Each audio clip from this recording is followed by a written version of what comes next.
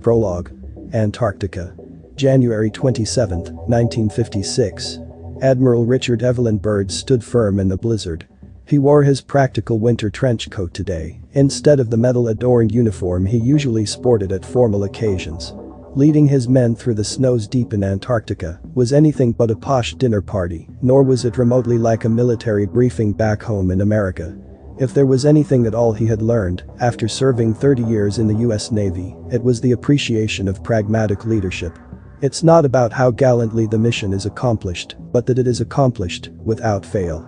He waded through the ankle-deep snows with his thick military boots and found himself striding up a small hill, hoping to glance at the wide, desolate landscape.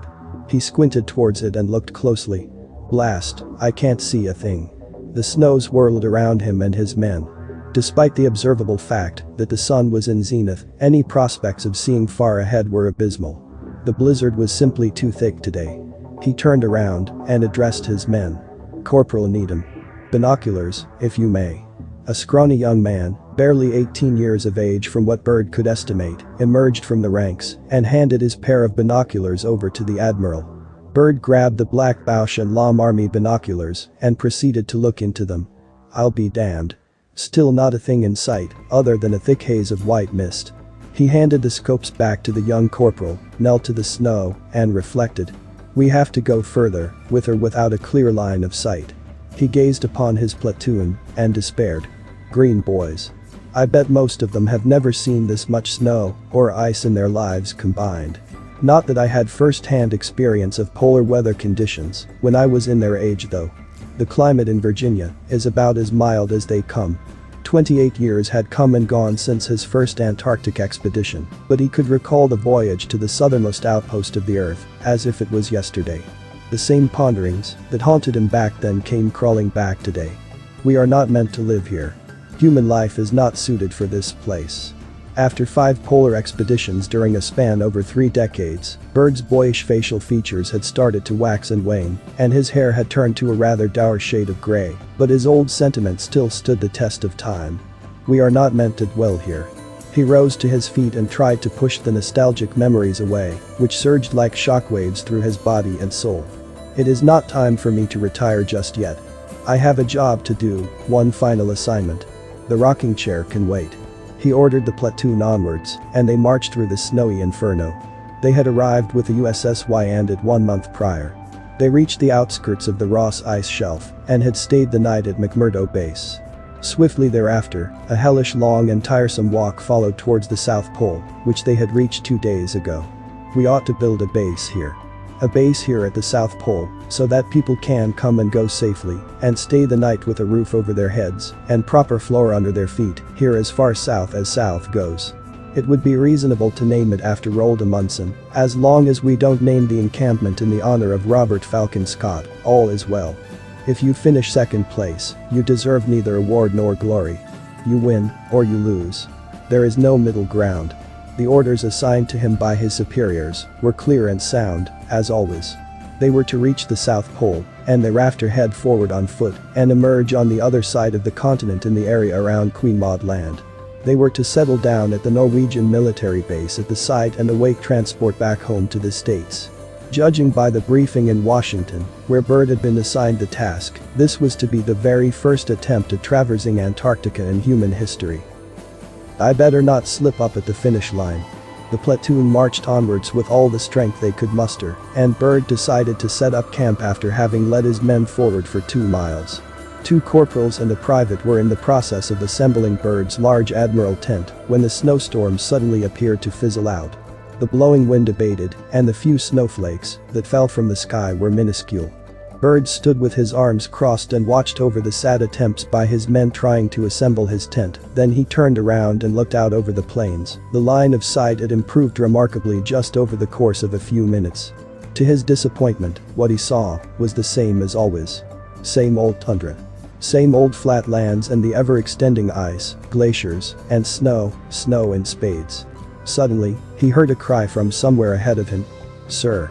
It was young Corporal Needham, who stood and gazed with binoculars at his position as sentry, about 50 meters ahead of the camp. Bird waded through the thick snow and cut through it like Moses at the Red Sea, with his aging, albeit still fit body. He approached Needham. "What have you seen?" Needham held the binoculars in his right hand. He was trembling. "I don't know, sir. I don't know." "Give me those," commanded Bird. Needham handed the binoculars over to him, and he looked into the optics. "Where should I look?" Needham, still trembling, pointed at the horizon with shaky fingers. "There. Over there, 2:00. Bird squinted and looked directly at 2:00. He saw nothing but the endless, desolate snowy landmass they had wandered through for a whole month. "I see nothing," said Bird. He looked through the optics once more, just for safety. And that was when he saw it. He dropped the binoculars, which fell to the ground with a thud. Bird rubbed his eyes, hoping that what he saw was a mirage. He picked the binoculars up from the snow and looked again. "Dear God. It's not a mirage. It looks like. Could it be? Sweet Mary, Mother of God."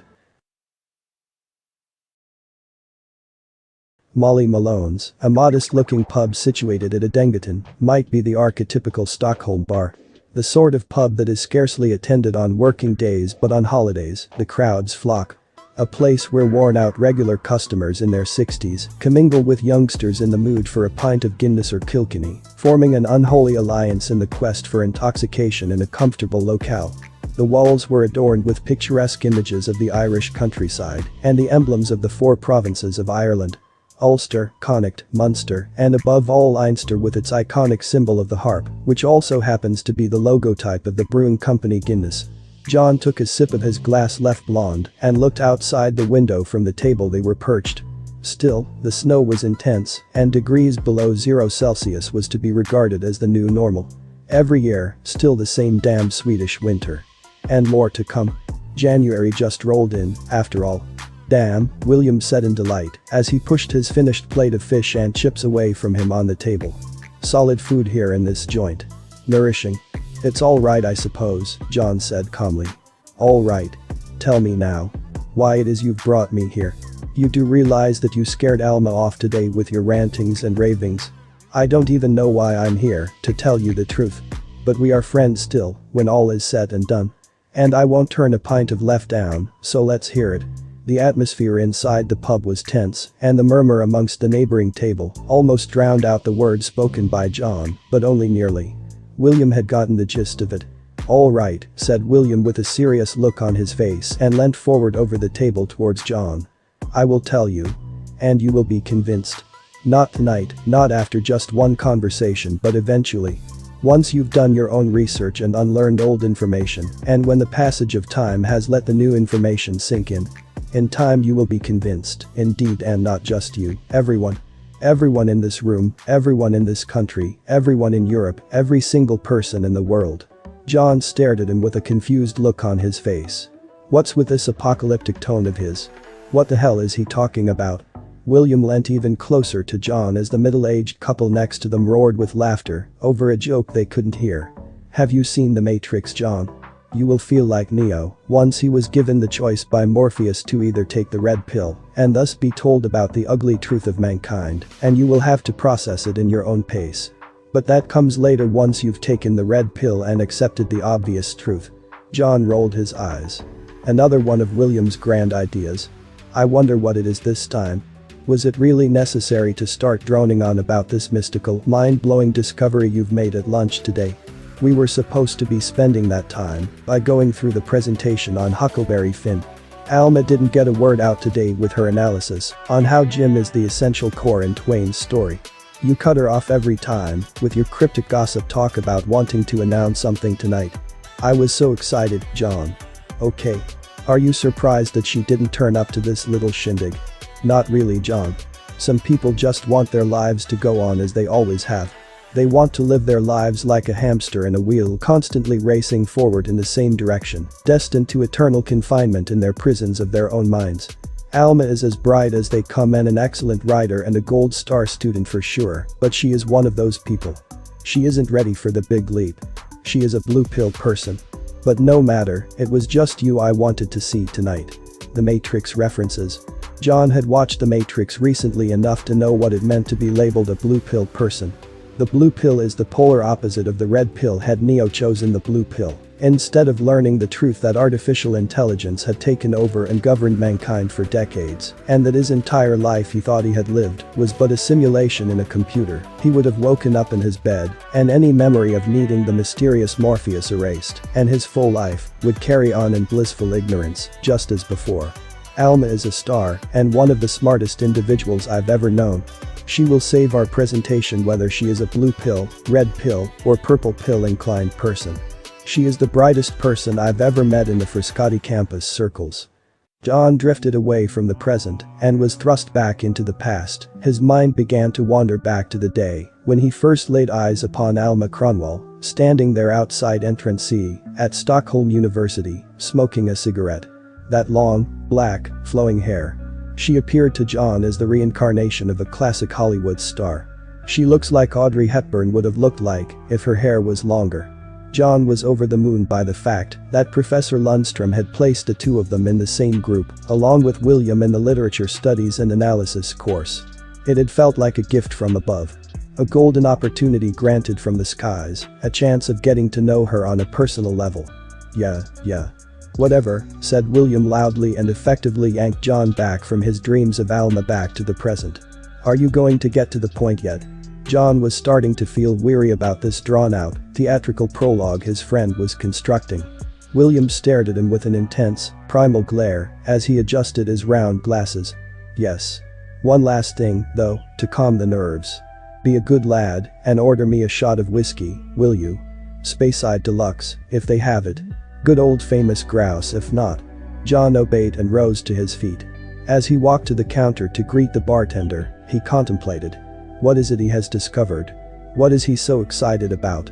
William Milton had puzzled him on a regular basis over the span of the 6 months they had known one another. John had often wondered why the son of a Lockheed Martin chairman would want to become an English teacher. His father was by all accounts wealthy beyond words, and William was set to one day inherit an empire that would essentially turn him into one of the most influential people in the world, should his father's legacy stay intact once that day came. Becoming an aspiring, underpaid high school teacher did not seem like the most natural next step for someone like that. But I suppose that some people, like God, work in mysterious ways. He sure is a peculiar one, with a style and cadence of his own. I've got to give him that. He's not a follower, and he does not care what other people think of him. He is a genuine freethinker in a sea of followers. Sheep, as he would call them. William always used to wax and wane about one visionary idea after the other. He claimed to have circumnavigated the world 5 years ago, with his father on a yacht, and one would think that his lust for adventure had been satiated after such a momentous undertaking. But John noticed no such signs. He's always hungry for more, it would seem. Always on a quest for knowledge. The bartender poured 2 small glasses of famous grouse smoky black and placed them on the counter. John grabbed them with both hands, elbowed his way forward in the crowded pub, and put the whiskey shots on the table as he took his seat next to William. Okay, John said calmly. Tell it to me now. Tell it all, and tell it true. No more foreplay. William raised a glass of whiskey in the air and downed it all in one fell swoop. Ah. That felt good. Tell me now. Okay, I will tell you. Are you ready? I was born ready. William leant forward again with a wistful gleam in his eyes. Have I mentioned that my father works for Lockheed Martin? John didn't have to think about what to reply. Yes, of course. Many times, how could I not know? He's one of the most influential people in the world. They make advanced space and aeroplane mechanics, among other things. In a nutshell, yes. Why did you wonder if I knew? William slowly stroked the empty glass of whiskey on the table with his pinky finger before he spoke. About a month ago, my father was approached by a certain individual. An anonymous man who presented himself as a curious philanthropist, if I remember my father's words correctly. This individual wanted to invest in a potential project down in Antarctica, you know, the South Pole. He had a plan for a business venture down there and wanted Lockheed Martin to supply him with material, technology, vehicles, and manpower for the project in exchange for a substantial sum of money. My father never did tell me the exact figures, but we are probably talking 8 or even 9 digits here. He also neglected to tell me the exact motives for what the anonymous investor had for setting up shop in Antarctica, but I have my ideas. Alright. What happened next? John's interest was only mildly piqued. Thus far, the whole affair sounded lukewarm at best. Lockheed Martin accepted the offer, and the deal was poised to go ahead when something unexpected happened. The deal was halted by the UN. John was confused. The UN? The United Nations. The very same. Do you know of the Antarctic Treaty? Never heard of it. What is it? William leaned even closer as the bar patrons around him were roaring with laughter amongst themselves. A treaty signed in 1959, penned by the United States, the Soviet Union, and pretty much all other major, influential countries on Earth, 53 in total, if my memory serves me right. Don't you think it's a curious thing? These countries, many of which have been in perpetual conflict and even fought wars against one another, somehow, during all these 6 decades, they have all gotten along just fine when it came down to this treaty. For 60 years, which is essentially a lifetime. I guess you want to know what they have agreed upon, John? John nodded slowly. They decided to cut off the continent of Antarctica ever since the day the treaty was signed, and for all the days to come. It's essentially an untouched landmass under world government quarantine. The actual treaty is a dreadfully boring thing to read. I did power through with it, and I read it all. But amongst all the red tape and the bureaucracy, the purpose of the treaty is clear. Antarctica is to be protected at all costs to prevent independent exploration of the continent, and trespassers will be dealt with in the harshest manner imaginable. For the first time during the whole night at Molly Malone's, John had begun clamoring to William's every word. William couldn't be more pleased that his friend was now paying attention. He smiled wryly and continued. Anyway, 1 month ago, when the 3 representatives dispatched by Lockheed Martin arrived at McMurdo Station in Antarctica to draw out the lands for the project, something peculiar occurred, as I mentioned earlier. They were halted upon Areva by representatives of the UN. Or, to be more precise, New Zealand, which is one of the countries tied to the treaty. One of the Kiwi correspondents promptly informed the Lockheed Martin reps that any sort of business activity down in Antarctica is out of the question, referring to the treaty. The trio were asked to leave immediately and fly back to Christchurch on their private jet, from which they had previously been stopping over from their flight from the States. In other words, they faced the same fate as Andoy did. Who on earth is Andoy?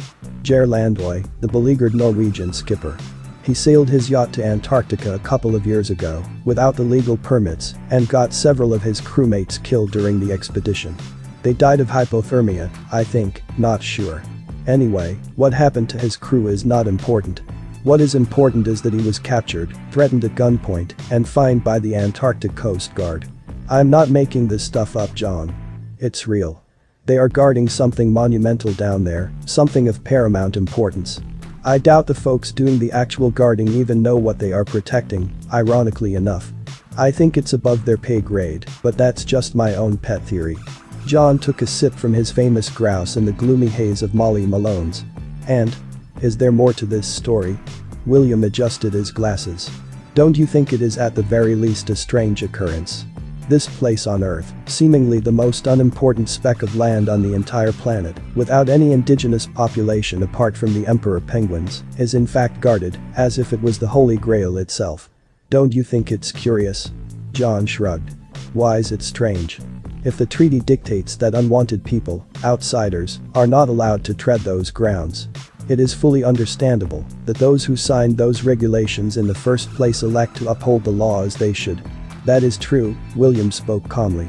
But why do you think they chose to isolate the continent to begin with?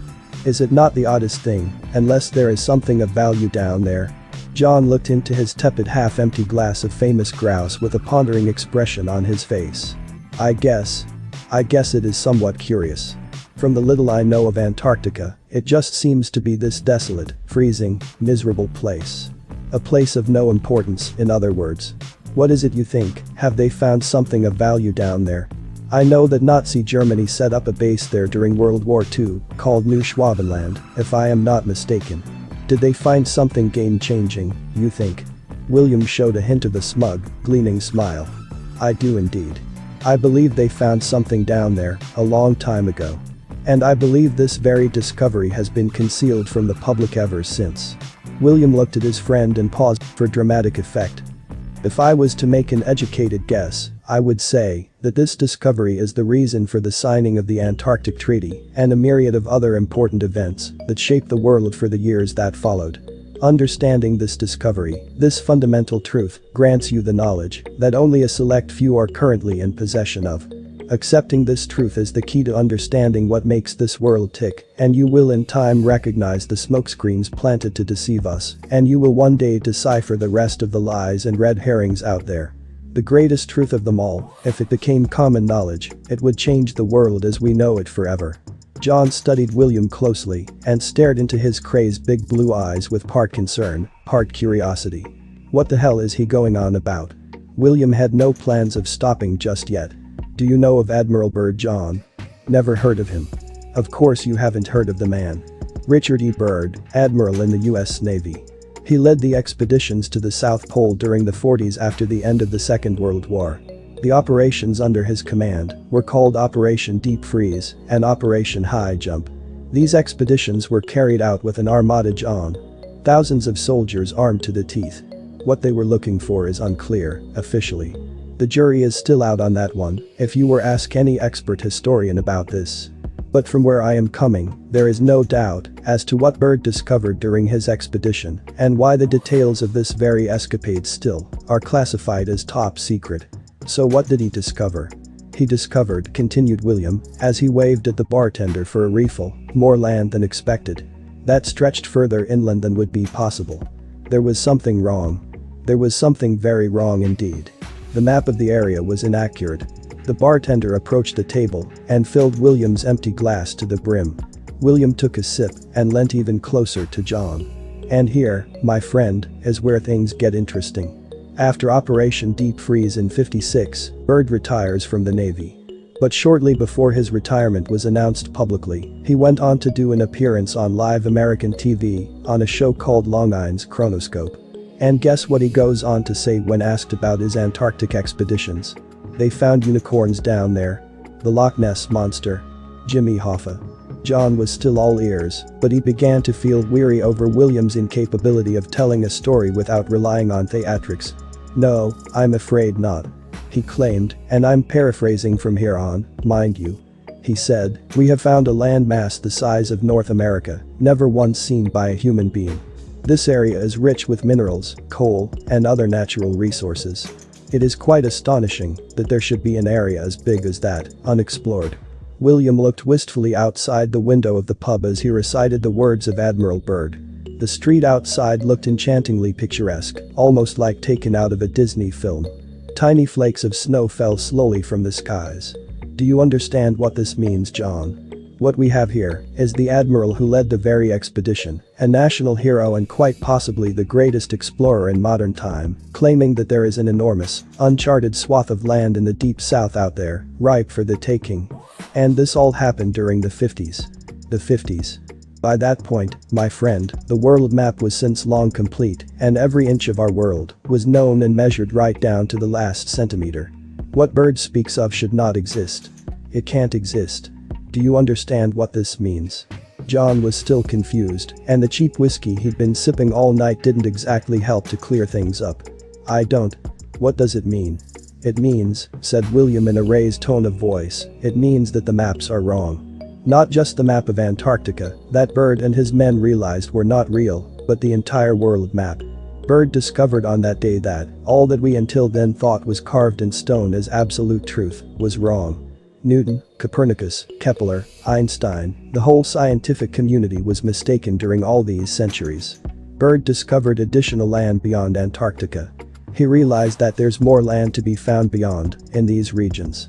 And today, it is being covered up and concealed with surgical precision. Millions of people have already discovered this truth across all continents, but to prove it completely is something not yet accomplished. Logistics, resources, time, and money are what is required for that. And I possess all of those, John. I tick all those boxes. I am one in a million." William looked at his confused friend and decided it was the right moment to lay the cards on the table. "There is no gentle or subtle way of telling you this, my friend. So I'm just going to lay it all on the line. The Earth is flat, John Willander. The Earth is flat and stationary, and everything you think you know about the cosmology you have been taught is either a lie or a misconception. The Earth is flat, and outer space as we know it does not exist. And we have absolutely no idea where we are right now. John looked into those big blue eyes and tried to discern if his friend was in the process of pulling some sort of long-winded practical joke at his expense. Alas, there was not even a hint of irony stemming from the words spoken, nor did his face reveal any clue of that nature. John slid his fingers gently on the rim of the empty whiskey glass in front of him, feeling numb. All around them, the noise had become even worse as the company next to them had extended into a large crowd, with two hefty middle-aged women chirping away along with the couple. Jesus Christ. My friend has become one of those people. John had half-heartedly followed the rise of this bizarre underground movement in the peripheries of the dark and obscure corners of the internet. The type of websites and videos I watch now and then on a bored night, somewhere between 2 and 4 a.m. John stroked his long golden hair back and pondered. A flat earther. What is going on with the world? Fewer than 4 years ago, a worn-out reality star in his early 70s had been elected president of the United States. And about the same time, this theory began stirring in the fringes of society. The renaissance of a theory, more hated and ridiculed than anything else in this world, suddenly made a sensational comeback on the world stage after being dead and buried for 500 years. What's next? Flying unicorns? Dogs and cats living together in perpetual harmony? John had read about the celebrities coming out as flat earthers during last couple of years. Tila Tequila, Shaquille O'Neal, rapper B.O.B. While John did not deem any of them as particularly bright, he did recognize it as a sign of things to come. Something is going on, and I cannot for the life of me understand why. The fact that we live on a globe is not up for debate. William, he murmured with a tired, weary voice. Don't tell me that you have really become a flat earther. You have fallen into the trap of a CIA psyop. Don't you get it? It's such an obvious psychological operation, with a distinct purpose of reeling in as many gullible poor sods as possible into the deep dark rabbit hole that is flat earthism. It's crystal clear for anyone with half a brain to see. Tell me that you're joking. Before I keel over and die from overexposure to stupidity. William Milton did not waver. I am completely serious, John. This is real. John fiddled nervously with his smartphone and drank the very last drops of the whiskey. All right then. All right. Only because I do care for you and I am falling into a stupor, which is very fortunate for you, my friend. Because if I wasn't drunk, I doubt I would care to listen to another word of your impending nonsense. But have at it, if you must. John sighed. William leant back in his chair with a more relaxed expression on his face than usual. I won't be able to convince you over just one conversation, John. But I can plant a seed in your brain that something is wrong with the world. Something is very wrong indeed. And whether or not you will be able to run past the hurdles that we call cognitive dissonance is all up to you. Okay then. Fine. For the sake of entertainment. Hit me with your best shot. I'm going to order another cold one and drown it to the tunes of your impending gibberish, if you'll excuse me. William smiled as John walked towards the counter of the bar. As John watched the bartender pouring him a pint of Falcon Export, John looked back at his strange friend and shook his head in disbelief.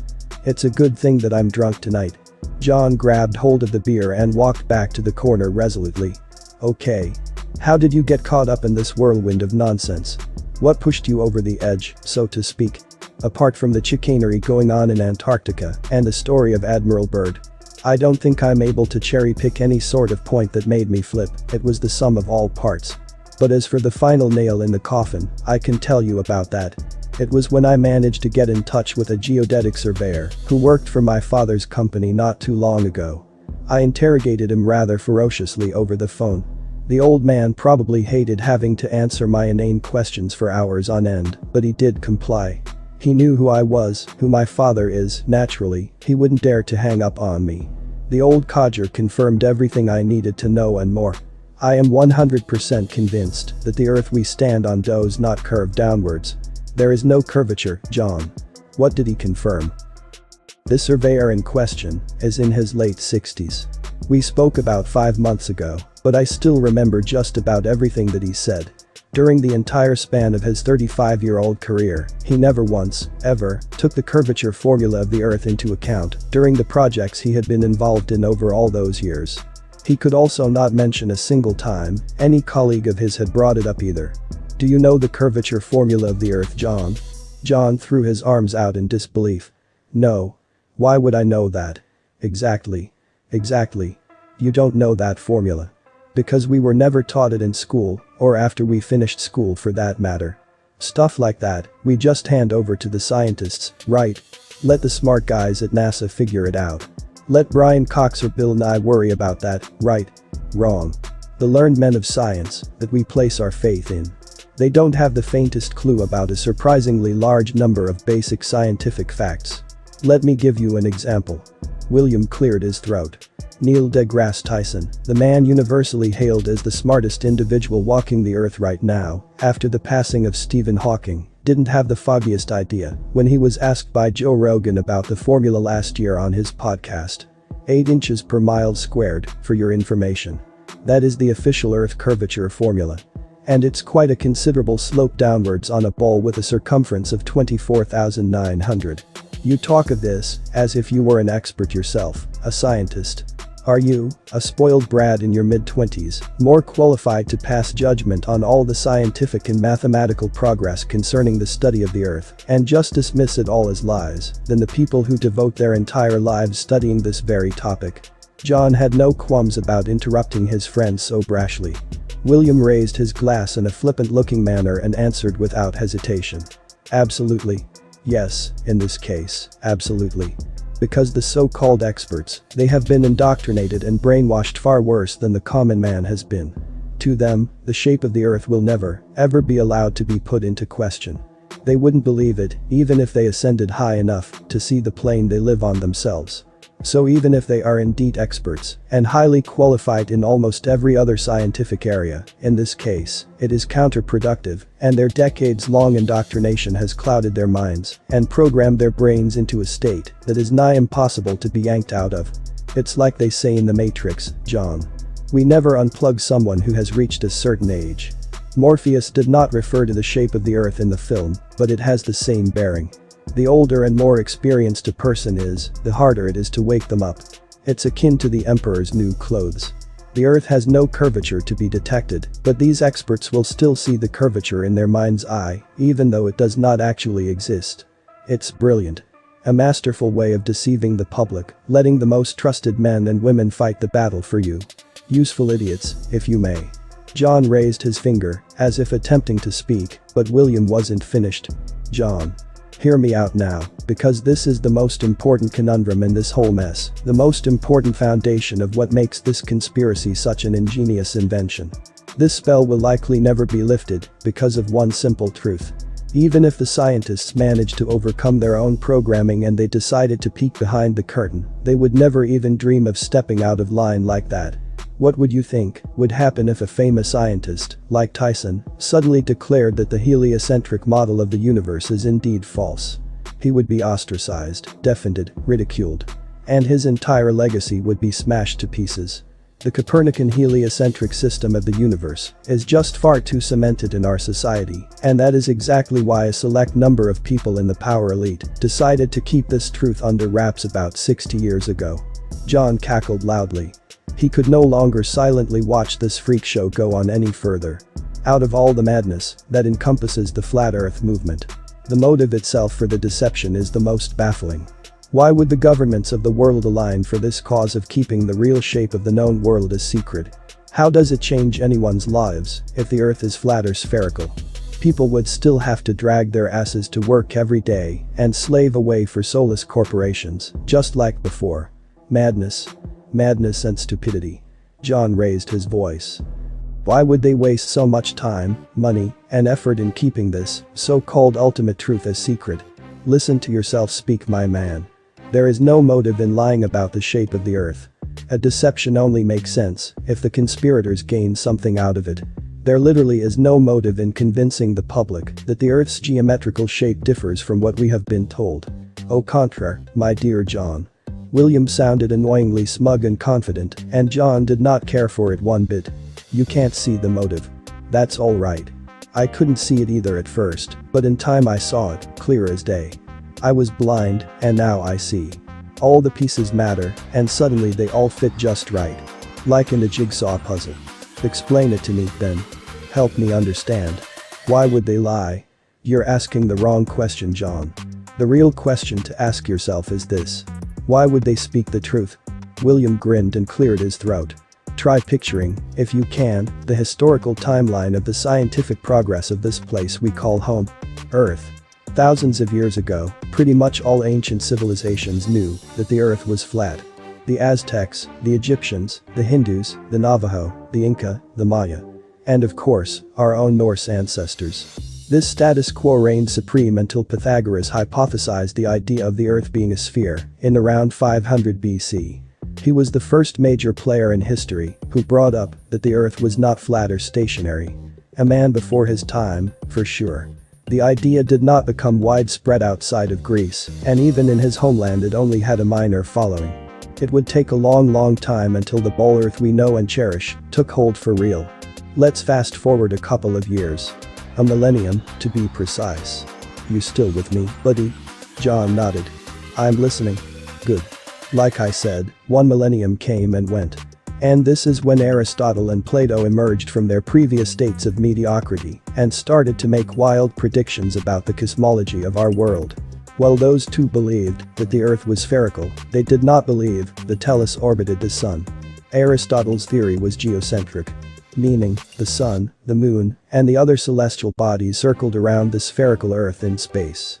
But it was only about a century later, around 250 BC, when the spherical Earth was cemented as absolute truth and not just conceived of as a mere thought experiment. The person who should be credited for this happening is the mathematician and philosopher Eratosthenes, who stepped into the limelight with his famed experiment of shadows and sun rays, which is used to this very day as absolute proof of the ball Earth. John shrugged. I bet you wonder how the experiment worked out. I'll tell you how. They measured the shadow angles in two different cities during the solstice at noon. In the cities of Alexandria and Cyan. Eratosthenes was in Cyan while his assistant was dispatched to Alexandria. In Cyan at noon, Eratosthenes noted that the sun cast no shadow on the well he stood next to. The sun's rays pierced through the bottom of the well. At the same time in Alexandria, his assistant mounted a vertically aligned iron pole in the ground. And the assistant saw that clearly a large shadow was cast on the pole. The assistant hurried back to Cyan and reported his findings to an overjoyed Eratosthenes, over the moon by the fact that his experiment turned out to be successful. During the days to come after the experiment, he sat down in his study and crunched the numbers. He calculated the circumference of the Earth by taking into consideration the length of the shadow cast in Cyan and a presumed distance to the sun of several million miles away. And settled on a number that is still today near identical to the official figure for the circumference of our planet. 24,900 miles. The facts are, though, and even our good friend Neil deGrasse Tyson will agree with this, that if the sun were not in fact 93 million miles away as the official distance currently stands at, this experiment would work just as well on a flat and immovable Earth. And don't even get me started on how Eratosthenes completely ignored the element of refraction in his calculations. In any case, his false premise led to a faulty conclusion. If the sun were in fact not 93 million miles away, but much closer and much smaller, casting a localized ray of light, the experiment works on both a plane and a sphere. The math checks out. You following, mate? I'm still listening, yes, said John calmly. Tonight, I will imbibe this pseudoscientific lecture like a junkie inhaling his favorite drug and forget it all by tomorrow morning. Good, my friend? Very good. Do tell me if I get sidetracked. That happens too easily with me. We were talking about the timeline, yes. The timeline. Let us now leap forward many years, to the 17th century to be precise. The century that saw the rise of a certain Sir Isaac Newton of the Royal Society. I trust you've heard of this chap, John. John nodded. By this time and age, the sphericity of the Earth was no longer theory, but cold hard fact. The debate was done. Columbus and Magellan had successfully circumnavigated the world, and Copernicus had all but finalized the heliocentric model that we know and follow to this very day. There were questions left to be answered, yes, such as gravity. But as for the shape of the world, It was a closed and shut case. There was no longer a need for scholars like Aristotle to evangelize his globe earth ideas on a town square to a horde of clueless, uneducated crowds. The only people who would even think twice of putting their stock in the belief of a flat earth by this century were most likely regarded as the troglodytes or Neanderthals of their time.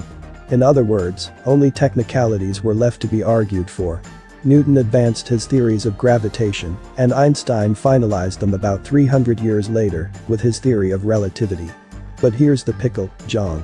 What if all of these learned, extremely talented men of their age were simply wrong? What if they had overthought the whole process? John cringed in his seat. Why would they have been wrong? Or are they in on the conspiracy too? These people, my friend, dedicated their entire lives studying science, and they all followed the scientific method.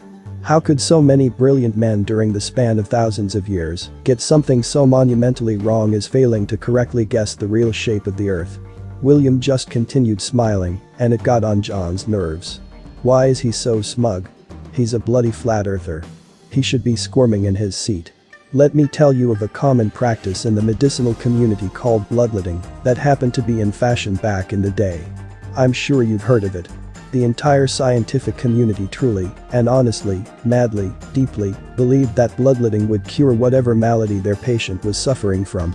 This alone should tell you everything you ought to know about how terribly wrong the scientific community has been over the centuries.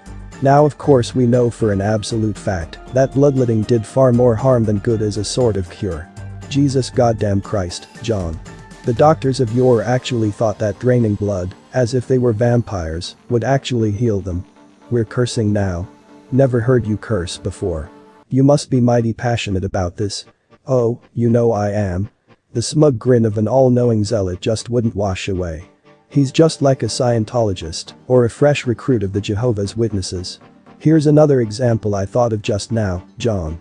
During the Great Plague of London, towards the end of the 1600s, what do you think the trusted scientific community of Great Britain did?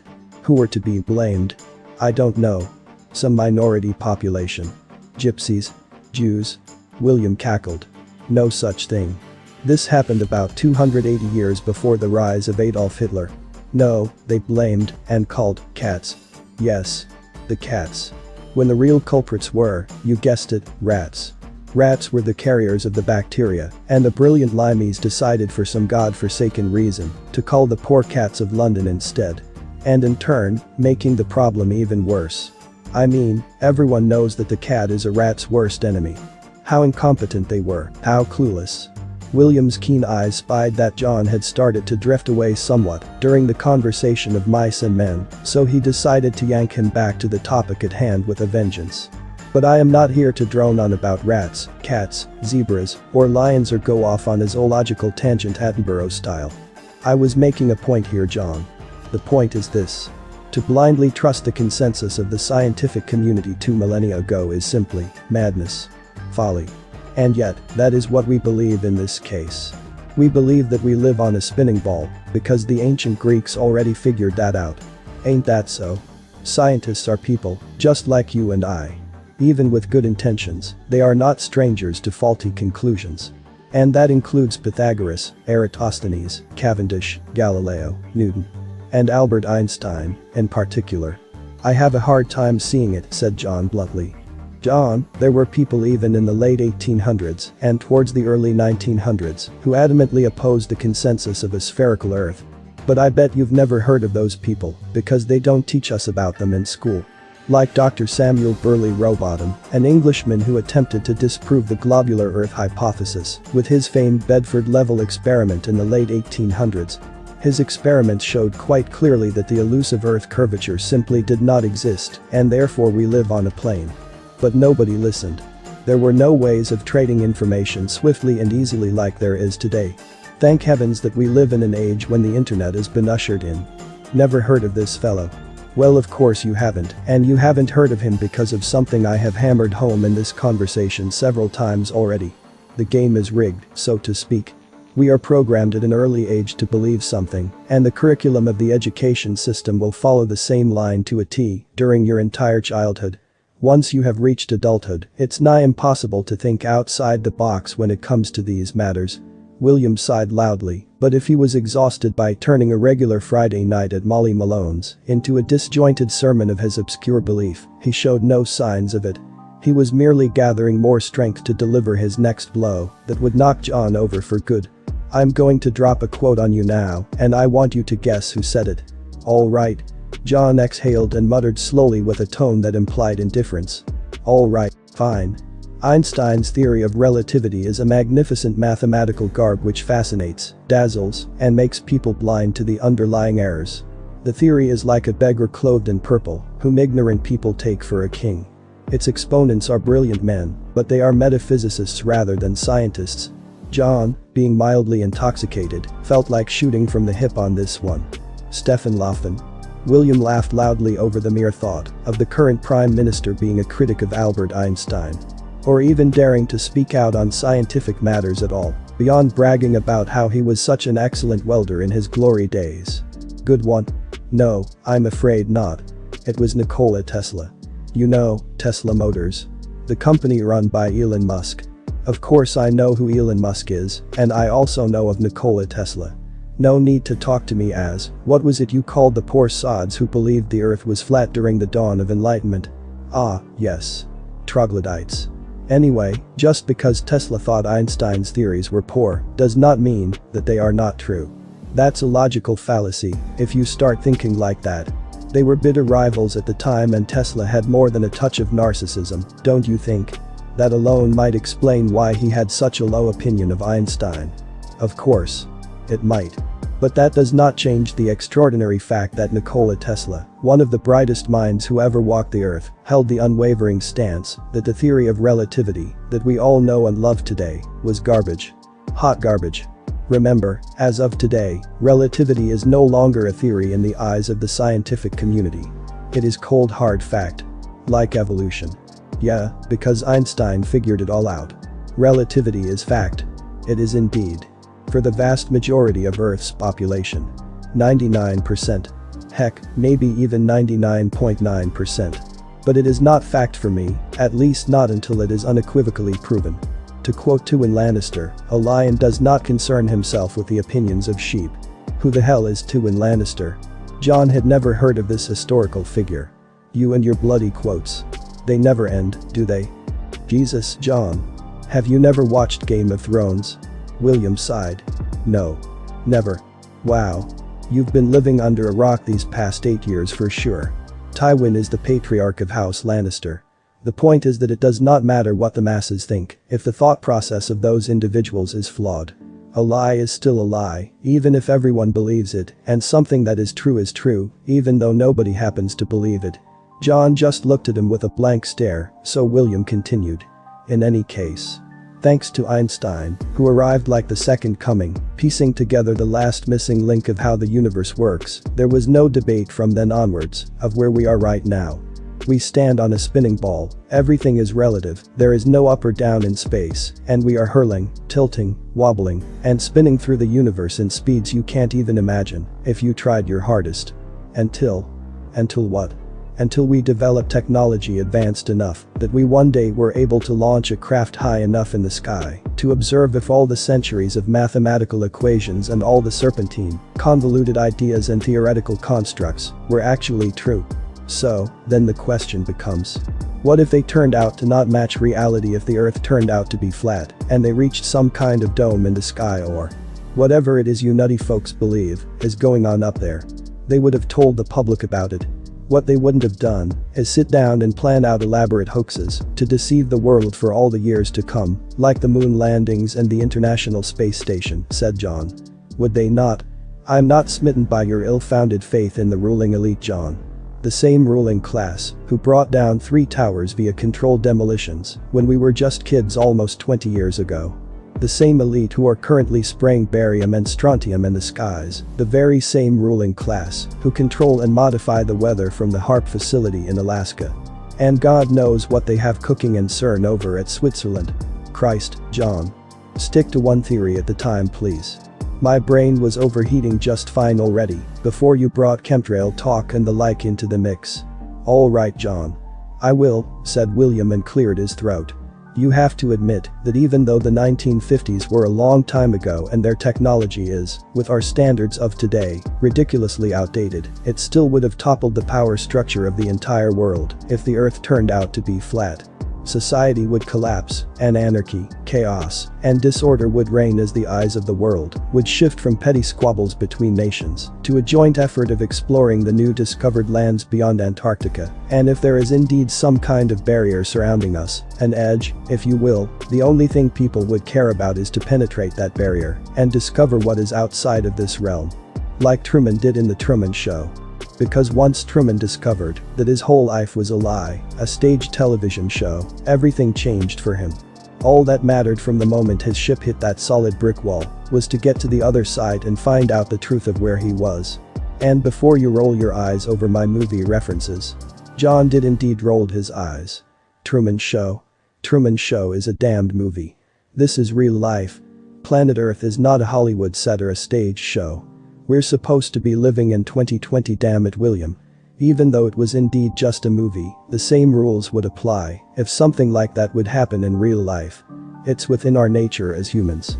If we are fenced in, we want to know why the fence was built, who built it, and what lies beyond the fence. The quest for ultimate knowledge is what separates us from all other species on Earth. Animals of lesser intelligence, like sheep or cows, would not question why they are caged. They would accept it quickly and get on with their day. But we are not like cows, are we? There would be panic. There would be violence. There would be confusion. Where are we, John? What lies beyond the shorelines of Antarctica? As you now hopefully understand, John, the most logical decision here, the lesser of two evils, if you will, is to tell the public the exact opposite of the truth, to keep them in line. It was the only way to make sure the old paradigm continued. John was not laughing anymore. He looked deeply into his empty glass of whiskey and pondered. I have to admit. This makes sense. It does make sense, somehow. I can't even put my finger on why it makes sense, but it does. William talking about flat Earth theory and making sense while doing so. I must be living in the twilight zone. The Earth sure as hell isn't flat though. But if it was, his line of reasoning isn't half as bad as I thought it would be. I don't know if it's because I'm tipsy, tired, or simply more absent-minded than usual on this day, but in that very hypothetical scenario that you are painting, I could actually see how your argument could strike a chord in the hearts of gullible folks. Order and stability based on a lie is, in some extreme cases, better than the alternative. Sometimes the cold hard truth can do more damage than good. I can see it, the rest I cannot, you lunatic. Good luck convincing me on the rest. Oh, I'm not expecting you to flip over this one conversation, John. I thought I hammered that point home repeatedly, did I not? This takes weeks, months, could even take years. Let me give you one last example before we wrap up this night out, if you will allow me to. Sure. Thank you. I am going to just throw something out there for you to chew on as you go to sleep tonight, and I implore you to really think this through, okay? An example of why I don't trust the science we are given today. You know how we were taught in school of the inner layers of planet Earth? You know, the inner mantle, outer mantle, the crust, the core, so on, so forth. All that jazz. I remember, yes. I remember my teacher telling us that if you were to drill a hole right through the Earth, you would eventually emerge in Australia or something on the other side. I know, of course, that's just a metaphysical idea, but did you know that the deepest hole ever drilled only went 8 miles down? The Ruskies pushed the envelope in their core borehole project in the 80s, and they still only reached 8 miles down. 8 miles. The distance to the center of the Earth is allegedly about 4,000 miles, so you do understand that they literally just scratched the surface. It's nothing. It really is nothing, and the idea that our trusted scientists know exactly what is going on beneath our feet gets more ridiculous by the day. The more you research this topic, John, I'm telling you, the deeper down the rabbit hole you go, the more you realize that what you thought you know, you don't know. If there is any conclusion I have made thus far, it is that very realization. That I know nothing. We know nothing. I have come to realize that the people who claim to know everything are the ones you should avoid. Like Neil deGrasse Tyson. John protested. What do you mean? Why are you so against Tyson? Did he steal your parking slot years ago in a galaxy far, far away? It's nothing personal, really. I imagine he's a decent guy in private, aside from the bloated ego and his misguided belief that he was gifted with a towering intellect. How can he, or any other scientist for that matter, presume to know how the inner layers of Saturn, Neptune, or Venus are like from the comfort of an armchair in his luxurious home in Manhattan? Ah, the arrogance. The arrogance, John. The arrogance radiated from these guys in their white lab coats, who think they deserve an elevated position in the social pyramid because they have PhDs and learned how to scribble down more advanced math equations on a piece of paper than the average Joe ever could. Do you think Tyson has ever been to space? Hawking? Dawkins? Nye? Cox? Carl Sagan? Let me tell you a secret. None of them have been there. Only about 500 people have allegedly gone to space. Which isn't that many, when you think about it. 500 people. While only 69 people were convicted of conspiracy charges in the Watergate scandal, nearly 1,000 were estimated to be in the know. Who knows what would have happened had Bernstein and Woodward not investigated the matter. Maybe Nixon would have gotten away with it all. What I am saying is, keeping 500 people silent is not as hard as you might think it is, historically. With the right incentive, it would be in their best interest to keep their mouths shut if they were told, say, that the fate of the world would be at stake, should they talk. Yeah, but they all got found out, though. Nixon and his cronies. If NASA faked the moon landings, for instance, they've done a pretty damned good job keeping it under wraps for over 50 years. That's a good point, John. But the magnitude of what we are talking of here far eclipses Watergate, wouldn't you say? Everything pales in comparison to the deception of keeping the real shape of the Earth a secret. I suppose you're right, on a hypothetical level. William slammed his fist on the table. Listen to me now, because this is important. Those planets and stars they claim to know what they consist of, their exact weight and mass and distance from us, it's all conjecture. A mathematical construct. And they are wrong, oh so wrong. Every bit of research I do points to it. We don't know what the wandering stars are. They could be circular, non-spherical tiny luminaries in the sky from what I can tell, but I'm not making any absolute calls on the matter until the day I know for sure. Which I doubt will ever happen. But I would bet the farm on that, they aren't terra firma, and that there is certainly no cute little NASA rover driving around on Mars via remote control from Houston. Isn't it a curious case? Neither of us, nobody we know, likely nobody on this Earth, will ever set foot on Mars. Yet, if you were to ask the man on the street if Mars could be visited, they would swear on their grandmother's grave that it is indeed the case, and that we will have boots on that red ground in a couple of years from now, and that we will colonize it before 2030. It's a fantasy. Our five senses tell us that those shining circles in the sky are just distant lights. Earth is what matters, but the brainwashed masses think colonizing some speck of light in the sky is more important because they watched a Matt Damon movie set there. Sure. While intrigued by William's filibustering, his desire to sleep like a log got the better of him. John yawned and pulled up his Samsung Galaxy S7 and looked at the clock. 0:47. Time to shut this tinfoil hat session down, I think. John put his thick gloves on and bade William farewell. William. It's been a pleasant evening. Albeit maybe a touch of too much obscurity for my taste. I am too tired right now. Got to head home. William nodded, and they put on their coats, wished the bartender a good night, opened the front door, and found themselves standing in the midst of what could only be described as a snowy inferno. An icy gust of wind came hurling through the street towards them, and John covered his eyes as best he could. I can't get back to my warm comfy bed soon enough. John. William shouted, as the cold winds drowned out the noise. We'll see one another again. Soon.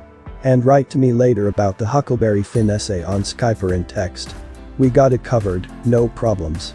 And good luck with your courtship of Alma. William smiled all-knowingly as John flinched with a forced confused expression on his face. Come on, my friend. I'm not blind. William smiled and waved him farewell, and the two parted ways. John started walking as quickly as he could. I'll get there in about 5 minutes, if I make a run for it. As he was about to turn left on Adengaton and make his way up on the Lagaton, he heard a faint cry from behind him. It was William. John. I know you're skeptical of everything I told you tonight, and you will likely brush it all off for the time being, and your average life problems will take up your thoughts, for a while. But in the end, I can promise you, you will see things differently, and you will understand what I'm talking about. Good night. Yeah. Bloody likely. John yawned and started walking up the slope towards his street, Delagaton 62. Right now, I don't care if the earth is flat, spherical, a cube, or even fidget spinner shaped. All I want is a long night's sleep. And cursed be the one who stands in my way from achieving just that. Jesus H. Christ. What on earth did I drink last night? Chloroform, Valium, absinthe. John opened his eyes slowly and felt a throbbing pain tingling through his body. He touched his forehead and cringed. It feels like a giant dropped an anvil on my head and left me for dead. A glob of dead meat for the vultures to feast on. He reached for his mobile phone with a trembling hand and looked at the clock. 11:12 a.m. He mustered all the strength he could find within and rose to his feet and waddled towards the bedside window. The curtains were drawn and the clear sunlight shone through the thick glass. John looked outside and saw the glistering, snow-covered Vasaparkin in its full glory. The snows had stopped falling and it was a bright, beautiful winter day. A winter wonderland. The park was crowded with ice skaters and hockey players on the ice field. John donned his beige housecoat and managed to drag himself into the kitchen. This was a cumbersome task indeed. Still in his zombified, hungover state of being, the pursuit for a cure was on. He opened the cupboards hoping to find aspirin. Finding none, his last hope was the fridge. Damn. It's as good as empty. No pick-me-up drink for me today. Distraught and in ill mood, John started opening the cupboards again, hoping that he would have better luck this time, when the phone in his right pocket rang. Yes, hello, he muttered drowsily. Good morning, John. Are you in school? Just splendid. My dearest mother. I'm so not up for this right now. No, Mom. My next lecture is at 3, luckily. I have some things to attend to before then. Like scurrying back to bed and bury myself under the blanket in fetal position, while praying that I will feel better in a couple of hours from now. So, you're at home? Wonderful. Go now and water the spider chrysanthemum in the living room so you don't forget it later. A beauty like that needs the gentlest of care. The spider Chris. What? My brain is clearly not fully operational yet. It's too bloody early in the morning for this nonsense. What in the living daylights is a spider crystal wand? Spider chrysanthemum. Don't be silly. The large purple flower I gave you last week, of course. I put it on the mantelpiece in the living room. Have you forgotten? Oh no. You haven't tossed it out, have you? Good gracious me. John waltzed through his apartment and found himself in the living room and looked around. Oh, there it was. I see it now. Beautiful thing. I had forgotten it. His mother sighed loudly on the other end. You're so airheaded, John. You need structure and order in your life. When will you achieve that? When hell freezes over, probably. I'm in full control of my life. Ha. You don't even own a calendar, do you? Sadly, her assumption is close to the mark.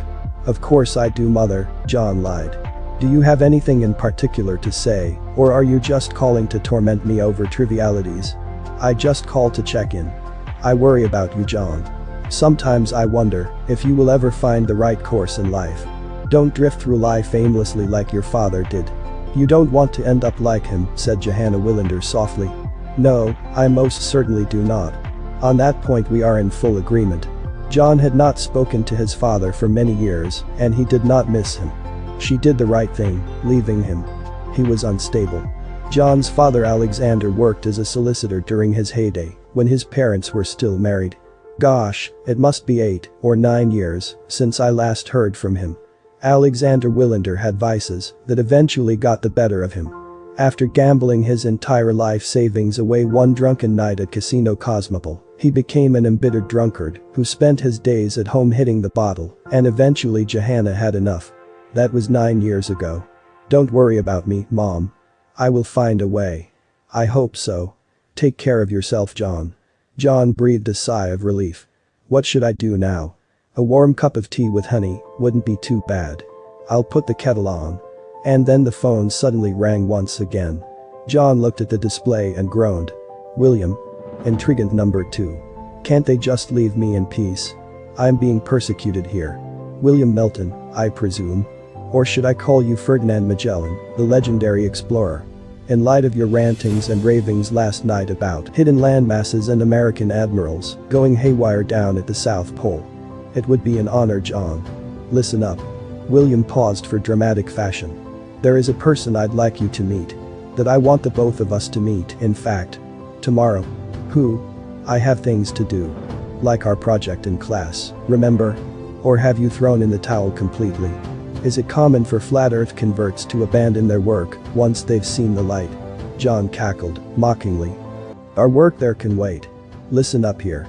I have set up a meeting with a certain Dr. Celeste Wood at the Royal Institute of Technology, said William.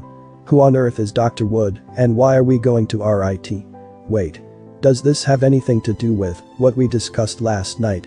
Oh, you betcha. William made no attempts at concealing how thrilled he was. John could literally hear him huffing and puffing excitedly on the other end, like that of a child unwrapping the first Christmas present of the year. John sighed loudly. William, I am telling you, whatever it is you think you are onto. You are chasing your own tail with this. I have been proven wrong about some things in my life, and some hard stances I've taken, I have regretted. But I am right about this. However, my calendar for tomorrow is pretty much smack empty. If I'm in the right mood, I guess I could tag along. This shindig, whatever it is that you've set up, better be more interesting than my previous plans, binging Netflix shows at home. I guarantee you that it will be. The rendezvous with Dr. Wood is at 1 p.m. sharp, so we'll meet by the fountain at the courtyard at 12:45. Deal? Deal. And another thing. Before you tuck in tonight, pull up YouTube and plow through some material of my choosing. What material? Look into the material on these channels from these guys, Jiren Campanella, David Weiss, and Mark Sargent. Are those chess players? Pig farmers? Wine connoisseurs? Not exactly, squeaked William. Just look into it before the meeting. As a personal favor. Sure. I'll look it up. I might skip the lecture at 3 with Professor Halton. I mean, I still have the project to work on. Put that aside for one day, will you? I suppose I could. Of course you can. Put your tinfoil hat on, John. We're going down the rabbit hole tomorrow. See you then. That sounded ominous. But what else to expect from this oddball than the unexpected? I have an inkling that I'm in for something bizarre tomorrow. John poured himself a cup of green tea and walked back into his study towards his computer chair. Just when he stepped into his room, his left foot got stuck in the doorsill and he fell uncontrollably downward, head first. With a loud thud, his body crashed down on the hard parquet floor, writhing in pain in his left shoulder, which he landed on. He looked up and saw that his beloved cup had shattered into dozens of pieces. He managed to pick himself up slowly and gazed at the mess on the floor. My beloved Winston Churchill mug. It's been with me for 5 bloody years, ever since I visited the church war rooms in London. As the hot liquid content of the broken mug splayed across the floor and seeped into the white rug in the center of the room, he thought of the iconic Churchill quote that was written on the mug. History will be kind to me, for I intend to write it myself. He went back into the kitchen and opened the freezer and grabbed a fistful of ice cubes and placed them on his aching left shoulder. No. Screw the Professor Ulf Halton lecture in English syntax. I intend to stay at home and blaze through what William told me to watch. What else do I have cooking anyway? Why not? John walked back into the study and waited over the tea-drenched rug without a care in the world. He took a seat in the chair, logged on to his Asus computer, and opened the web browser. He then visited YouTube and searched for one of the names. And quickly realized that he had entered one of the more obscure chambers of what is called the internet. Welcome. Dr. Celeste Wood, PhD in theoretical astrophysics at the Stockholm Royal Institute of Technology, opened the door to her study. She had but a hint of an American accent, John thought. Had I not known she was foreign, thanks to the name that gave it away, I almost wouldn't have guessed. She appeared to be in her late 30s, had short brown hair, and was elegantly clad. She took off her reading glasses and placed them on her spacious desk in the west side of the large oval room, facing the windows, overlooking the university courtyard. Which one of you lads goes by the name of William Milton? William gently raised his hand. I do, Dr. Wood, he said jovially. We've had some quality correspondence these past couple of months over email, have we not? Celeste Wood smiled. Call me Celeste, please. And we did indeed. My question was but a courtesy. Of course I knew it was you. We traded photographs of one another, and I never forget a face. John moved forward smoothly to shake her hand. John Willander, he said. We're in the same class, William and I. Ah. Upper grad English teacher in the making, you too. Precisely. Commendable line of profession, teaching kids. I say commendable in the sense that I find it gallant that people would willingly put themselves through a 5-year-long chore to graduate, only to end up an underpaid low-level worker, stuck in nightmarish conditions every day, no doubt. Sorry. I shouldn't rain on your parade. If you both have decided it's your calling in life, then by all means, do pay heed to that decision and follow through. I'm just saying. I have experience in the field you will spend your days at, and for the most part, it ain't pretty. I don't want to think about my future career prospects right now. It makes me anxious. It's too far away, too remote. Too intangible. I don't even know if I want to be a teacher one day. Hell, I only picked it due to peer pressure and a lack of alternatives that were better at the time. I have to say, your Swedish is very good. More than adequate. You could have been born here, almost. John paused. Where in the States are you from? Boston, Massachusetts. I moved to Sweden 7 years ago, along with my husband, Perry. I received a job offer hereabouts and I thought, why not? I needed a change. A fresh start. Things had gotten a bit troublesome at Emerson College, where I worked prior to this. Infighting, funding cuts, you name it. I barely knew a thing about Sweden, but when the offer arrived, well, let's just say that I didn't mind going as far away from there as possible. Celeste saw John eyeballing the framed photograph next to them, hanging on the wall next to her diploma from Emerson College. The picture depicted a robust man in his mid-40s, lovingly embracing two girls who looked near identical to John's keen eyes. That's my husband. And yes, they are twins. You're not a genius, if you so guessed, Mr. Willander. John. My name's John, we can disperse with the titles, since you set the bar for that yourself. Couldn't have put it better myself, John. Let us continue. Where were we? About to get to the matter at hand, said William loudly from the back. First off, thank you for granting me, and my reluctant friend here an audience. John rolled his eyes. An audience? How very pompous that sounds. I may be an astrophysicist for 15 years now, but that doesn't make me the Pope, does it? Said Celeste, and took a seat behind the large wooden desk. Well, I figured your schedule must be pretty packed, would it not?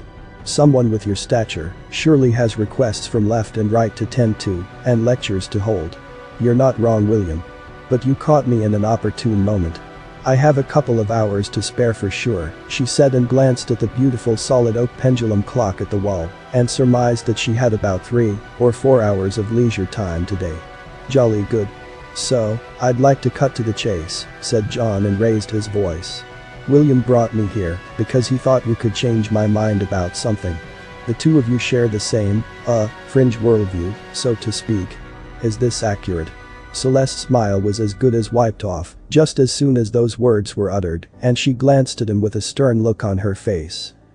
That is true. We've been in touch for several months about this. Somehow it is much easier to open up about one's secrets over the internet than it is face to face, despite the fact that both of us were complete strangers and anonymous as well. Eventually William gained my trust enough, to the degree that I was comfortable to share my real identity with him, and he did the same. You will understand that in no way, shape, or form are you, or William, to disclose what we will talk of in this room today. Not a soul. My reputation and image would be shattered if it was known what I personally believe about Cosmos, rather than the official version that I actually teach to students. As a wise man once said, reputation takes a lifetime to build and only seconds to destroy, said William, proud that he was able to finish her sentence. We both understand perfectly. He looked at John, who nodded back. Our lips are sealed. How exactly did you get to know William? If you could be more precise. Just curious, asked John. Celeste complied. On an internet forum, wherein this topic was brought up. We were thrust into a lengthy argument concerning Foucault's pendulum, and then some time later we got to know one another by sending private messages over time. We eventually formed a strong, lasting bond. He's a good lad. William blushed. You're too kind, Dr. Wood. I told you, it's Celeste. For the last time. Celeste. I admit that I was sure you were pulling my leg when you first wrote about your credentials. Surely, a renowned astrophysicist would not argue against the heliocentric model of the universe in the comments section of some cesspool website. I did not believe you until you sent me pictures of your diplomas. There are many on the internet who assume false identities for some personal gain, usually money scams. And I did not think you were the William Milton, Oscar's son. Everyone knows of your father, of course. He's one of the richest men in Sweden and by far the nation's wealthiest entrepreneur. One could even argue that he is the Elon Musk of this country, although I am hesitant to use his name as a compliment these days. I did not know that he had a son until I looked it up. It was you indeed. Where is your father as of now? I seem to recall reading something in the paper the other day about a Lockheed Martin conference in the Far East. That is true. Lockheed Martin is launching a new, as of yet secret project in Asia, and he is currently in Jakarta. He was there when last we spoke, anyway. A couple of days passed, I couldn't swear it on my life that he's still there, as I am not privy to his travel schedule. I sure wouldn't mind trading places with him. I would take the humid, blazing heat of Indonesia any day over this freezing spell we have to survive through over here in the Venice of the North. John anxiously fiddled with his set of keys in his left pocket. I want to get this show on the road now. Let's get this freak show over with sooner rather than later. He decided to rock the status quo. Dr. Wood, I mean Celeste, he added when he saw her raising a finger as if to correct him. Celeste. An astrophysicist denying the heliocentric model. Isn't that something of an oxymoron? Absolutely. No doubt about it, said Celeste with a chuckle. Kind of like a football coach who hates football or a bank clerk who hates money. So, you can imagine exactly how arduous and painful this process has been for me, reaching this conclusion. A conclusion drawn that I never would have seen coming if I so lived to be 100. Celeste walked slowly to the drawer behind the desk and grabbed hold of a large globe Earth model on a stand and placed it on the desk. She put her hand on that dusty miniature model and looked at it closely. That this Earth we call home, this blue marble, is nothing but a fantasy, fiction, an illusion. Call it whatever you like, the point is that we have all been hoodwinked and the Earth cannot be a sphere. It simply cannot, as it does not hold up under scrutiny. And if something is incorrect, it needs to be corrected. No matter the costs. Let justice be done, though the heavens fall. The famous quote by Jim Garrison in front of the jury at the JFK trial, pleading to the masses that Lee Harvey Oswald could not have possibly been the lone gunman. I'm starting to like her already. She placed both hands on the globe and spun it as quickly as she could. 1,000 miles per hour, they say we are spinning at this very second. 1,040 miles per hour, to be exact. Meanwhile, she leaned over to the window and looked up in the skies. Meanwhile, we are also orbiting the sun at the whopping speed of 67,000 miles per hour, while the whole solar system is hurling through the Milky Way at the insane speed of 448,000 miles per hour. Does the lunacy end there, you think? It does not. In addition, the Milky Way is also in motion, racing towards the so-called Great Attractor. At the Behemothian speed of 1.3 million miles per hour. John looked at her speechless. How did I not know of this? I thought I had a decent grip on how the universe worked. I did not have a clue about this very fundamental scientific data. My friends. We are dealing with numbers so preposterous that when analyzing it with a fine-tooth comb, you realize that the entire cosmological model we have been taught is an insult to our collective intelligence. Extraordinary claims require extraordinary proofs, as they say. And the proofs simply aren't there to be found. Even the great Albert Einstein, hailed universally as the man of the century, never performed a single experiment to prove any of his claims. He only dealt in theories. So, what we are left with is mathematics and conjecture. Even the renowned George Ellis admits to this. I know who George Ellis is. What did he say, exactly? Would a leading figure within the field of theoretical cosmology admit that the heliocentric model is just a mathematical construct without basis in reality? I find that rather hard to believe, said John. I was merely paraphrasing. What did he say then, exactly? What I want to bring into the open is the fact that we are using philosophical criteria in choosing our models. A lot of cosmology tries to hide that, she quoted. Intriguing. I thought for sure that the scientific method, at its core, was invented as a way to let go of archaic belief systems and pre-packaged conceptions that would get in the way of truthful, scientific discovery. I suppose scientists can be corrupted, like any mortal. Celeste walked away from the window and took a seat in her chair once again. Had I been told that I would stand here and slam the very foundations of science a year ago, I would have laughed you out of the room. And yet, here I stand. Here I stand, after all my efforts of proving the sphere failed.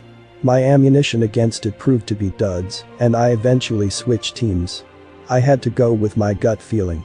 At the end of the day, whether the earth is flat or a sphere comes down to the question of faith. Do you trust the words of men, like we are asked to in the set paradigm? Or do we trust our five senses by using the real scientific method? If it isn't repeatable, measurable, observable, testable, and falsifiable, then it is not real science. Period. No matter what the current self-proclaimed pontificates of science say, this is how it really works. Celeste, I can tell you this straight away. I am not remotely convinced. But I am intrigued. I have a curious heart and an open mind. I did watch a couple of videos yesterday that William recommended me about it. Which ones? Very good, John. William was stoked. A video concerning a curvature test. The guy in the video tried to prove that the alleged curvature drop between 2 points in California wasn't there to be found. Jiren, I think his name was. And I watched another video that tried to debunk the good old claim of ships going over the horizon, which we were taught in school. I don't remember precisely how they tried to explain it away, but the essence of it had to do with atmospheric lensing and perspective, making the boat disappear hull first, rather than it slowly vanishing from our sight due to the curvature of the earth, as we have been told in textbooks. He called it the law of perspective. The same guy was also adamant that bridges, tunnels, and railways are not constructed with the curvature of the earth in mind. Now, I'm no architect or land surveyor, so I haven't got the foggiest if they do take the curvature in consideration or they don't. An argument I had heard before by my friend over here.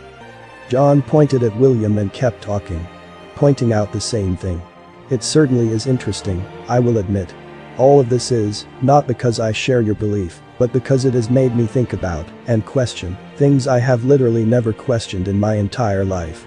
William and Celeste looked at one another in unison and exchanged knowing looks. John continued. You have my attention. That said, I'm still not remotely convinced. I just can't see it.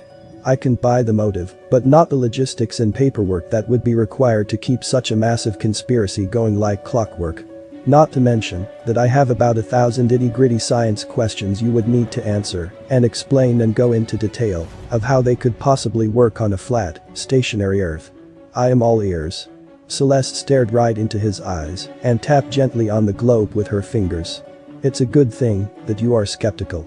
In fact, the only reasonable response when first hearing about something like this is complete and utter dismissal of the idea. It's a crazy, stupid, and backward belief. A cult. A phalanx of society that belongs in the same category as the Church of Scientology, voodoo practitioners, and witch doctors. If you would have gotten aboard the train without going through this initial process, I would have been worried that there was something wrong with you. We all go through this process, which takes time. A lot of time. But when you are finally there, staring at the screen, realizing that no matter how dearly you want to cling to your beloved blue ball, we all grew up with is about as real as Santa Claus. There is a saying that was coined rather recently. A rather corny mantra, but a true one. What's the mantra? Once you go flat, you never gloat back. John chuckled. That sounds like a cheesy tagline for a B-movie. It does. But you will see how true the meaning of it is, soon enough.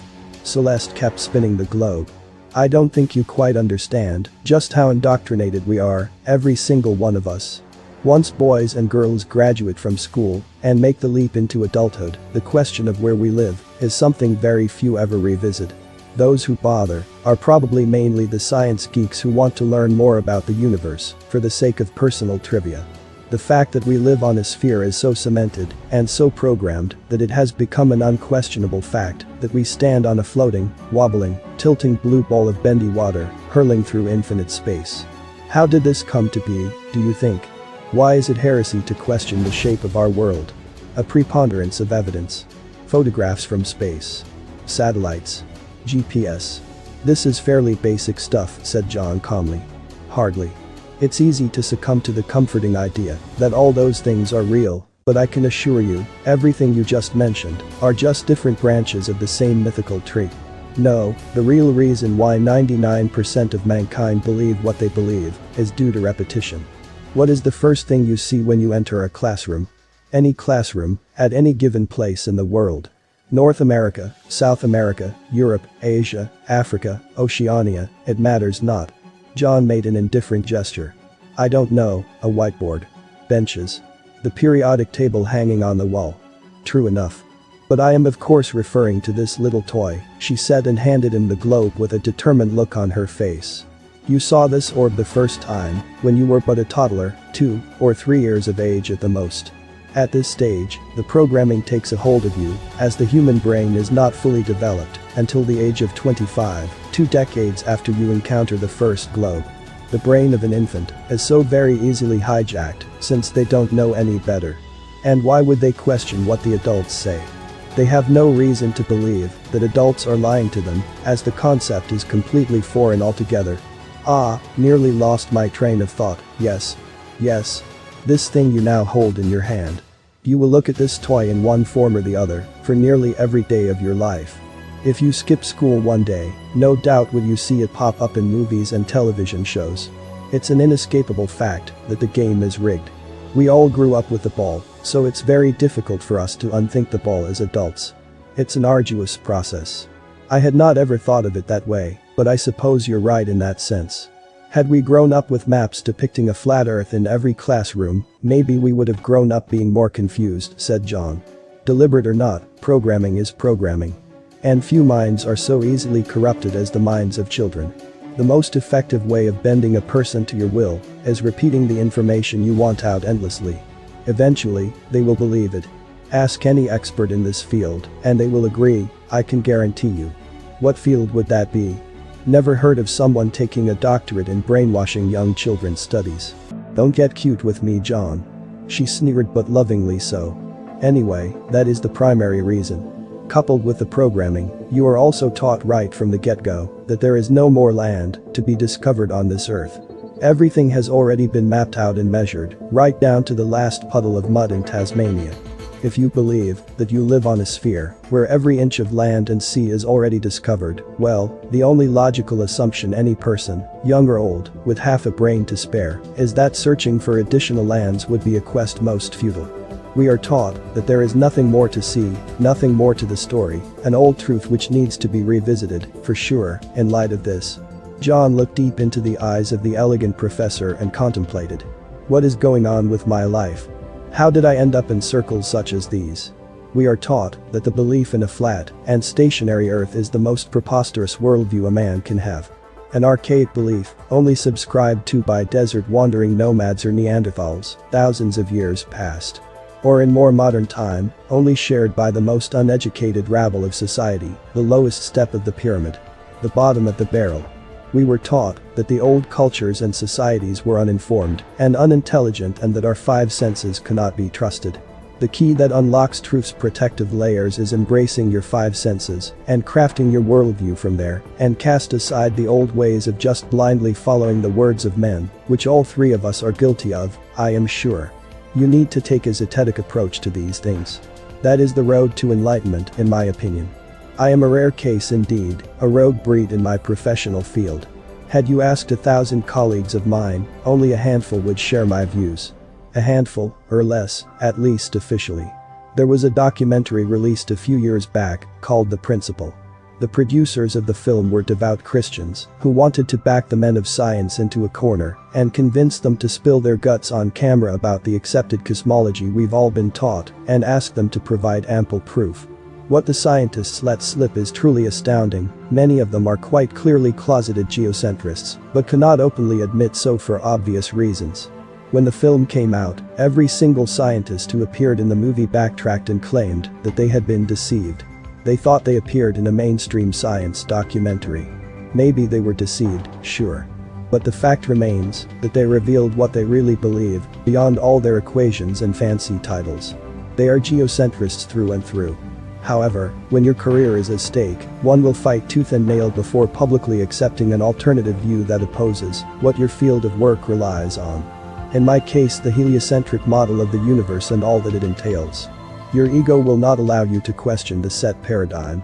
Seeing as we have been engineered ever since we were toddlers that the alternative is the height of stupidity and folly, it creates an appetizing scenario for those who are responsible for designing and upholding the deception. John's eyes wandered down to the blue miniature orb resting in Celeste's firm grip. And who are they? Which secret society, which group of conspirators sat down and decided to cover this truth up? Illuminati? The Bilderberg Group? Skull and Bones? I've heard both of you explain the motive now, and I understand it on a theoretical level, but there's still a lot for me to swallow. That is a difficult question to answer, John. I do not know. William does not know.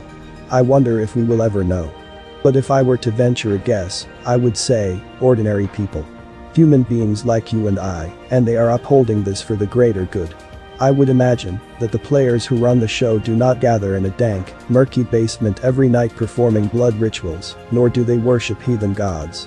I think that it is a fairly small group of high-ranking government officials from all the major countries that have been elected to keep the lie going that started in the 50s by their forebears when NASA and the Russian space agency Roscosmos were founded. They have no choice but to see the lie through, keep expanding it to new horizons, making it bigger. When a lie has grown big and all-encompassing enough, there is no return. So they will keep churning out these faux missions to Mars in the future, because it is the logical next step for the narrative, said Celeste. I only partly agree, Celeste. William, who had stayed silent for longer than usual, felt the need to chime in. I think there is a valid case to be made that this secret is kept from us due to a sort of greater good kind of thing. Like, that the average man would not be able to handle such a large revelation. But who knows? Maybe they are lying to us purely for selfish, malicious reasons. Money, for instance. NASA receives $20 billion a year, let that sink in, John, if you will. That is about $50 million a day. Might be that the funding of NASA is a sort of government black hole budget scheme, where they publicly throw astronomical sums at NASA and then use it for something completely different. Same goes for JAXA in Japan and Roscosmos in Russia. It would be a swindle so effortless and so ingenuous. A lie that no outsider can verify, and they would just have to perform a staged fake mission now and then. William paused and drew a loud sigh. That is true, said Celeste. And one other thing. Did you know that a huge number of astronauts are Freemasons? An unproportionally large number of them are either listed in Freemasonic lodges or are tied to them in some way, most notably our second man on the moon, Buzz Aldrin. A 33rd degree Freemason out of Montclair Lodge in New Jersey. A man who is more than willing to flaunt his Masonic ring in public, even today. This is not a conspiracy theory I'm peddling here, John. This is true, look it up for yourself. The ratio is frightening when you look into how many of them are tied to Masonry and other secret societies in some way, said William. John gallivanted nervously around in circles in the study of Celeste Wood. He walked slowly towards the large window and took a quick look outside. Valhalla Vagan is a bustling mess today, as always. He turned to the right in the great oval room and inspected the enormous oak bookcase that housed hundreds of books. Above the bookcase hung a portrait of Sir Isaac Newton. Ah, a copy of the famous portrait by Godfrey Kneller. Gosh, he was a strange man. Devoted his entire life to scientific studies. Died alone and childless, and supposedly had no interest whatsoever in women, and he never found a spouse. He never married. I hope I don't face the same end as old Isaac. He stretched out his middle finger and gently exhumed some of the books from the case. He pulled out a copy of Neil deGrasse Tyson's My Favorite Universe from the stand and pondered for himself. The more I think of this, the more bizarre it gets. I'm in the office of a renowned astrophysicist, and I have heard her pontificating about how thousands of years of scientific studies are woefully inaccurate and that theories commonly accepted as truth are false. For God's sake. The sharpest minds of mankind thousands of years ago figured out how our cosmology works to a T. Hearing this is almost disrespectful. Disrespectful to our ancestors and a slight towards modern-day scientists. John gazed from left to right and skimmed through the books. Astronomy literature by Lawrence Krauss, Tyson, Michio Kaku, and the famous Carl Sagan. To even consider this hogwash, I would need more solid facts. And I want them now. Should I cast aside all I thought was true about my existence? I want more meat and fewer potatoes. John spun around from the bookcase and faced Celeste and William. Professor Wood, John began. Celeste, she said. I'm sorry, of course. Celeste. I would like, if you may, to hear something more concrete. Real, hard science instead of speculations and conspiracy theories. Evidence, in other words. What made you flip? Celeste looked at the globe in her hand and had a contemplating look in her eyes. I don't think there's any particular proof or experiment that made me flip the switch. It's a slow, grinding process that took months of research, where I was left standing and finally saw things from a whole different angle. Okay, but surely there has to be something. A waving red flag that would prompt you to think twice. Celeste looked puzzled. Probably when I understood that gyroscopes point unequivocally to the fact that we are on a stationary plane. If you know how gyroscopes work, which I do, there is no doubt at all that the Earth does not rotate, nor is it in any kind of motion. The fact that pilots and other professionals have yet to discover this could be summarized very quickly. Cognitive dissonance and a lifetime of indoctrination. Do you know how gyroscopes work, my friends? I know how they work, but it's a fairly complex mechanism that is hard to explain to a novice, like my green friend here. But all airplanes have them, John. A working gyroscope is of paramount importance to all aviation. The pilots know them as the artificial horizon, said William. Celeste waved her hands. There is no need to bore John out of his skull with an exact detailed explanation of the properties of the gyroscope.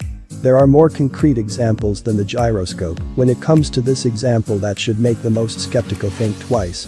While investigating the gyroscope and concluding that it proves that the Earth as we know it is most certainly at rest, I would not say that it is the primary slam dunk example when attempting to prove whether or not we have been deceived.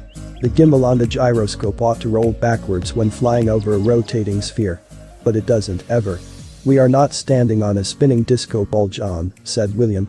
John stared at William, trying to wrap his head around what it meant. I must look like something akin to a deer in headlights to them right now. What the hell is a gyroscope? Why were we not taught of this in school? Hold on a second now.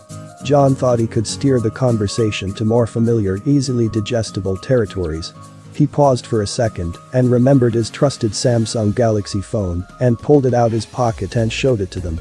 Speaking of aviation and aircrafts. How the hell would this work if satellites aren't real? I mean, they can't be, right, in your model. Satellites, I mean.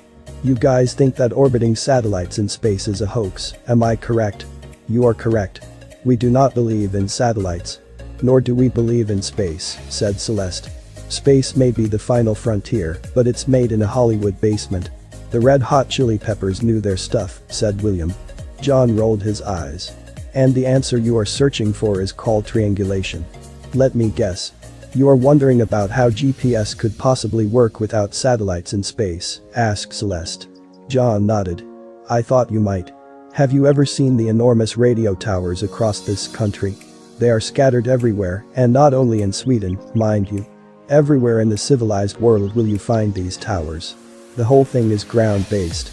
If you think that there is a tinfoil box with wings up there beaming signals down from space to you, well, then I have a $10 million property in Malibu to sell you.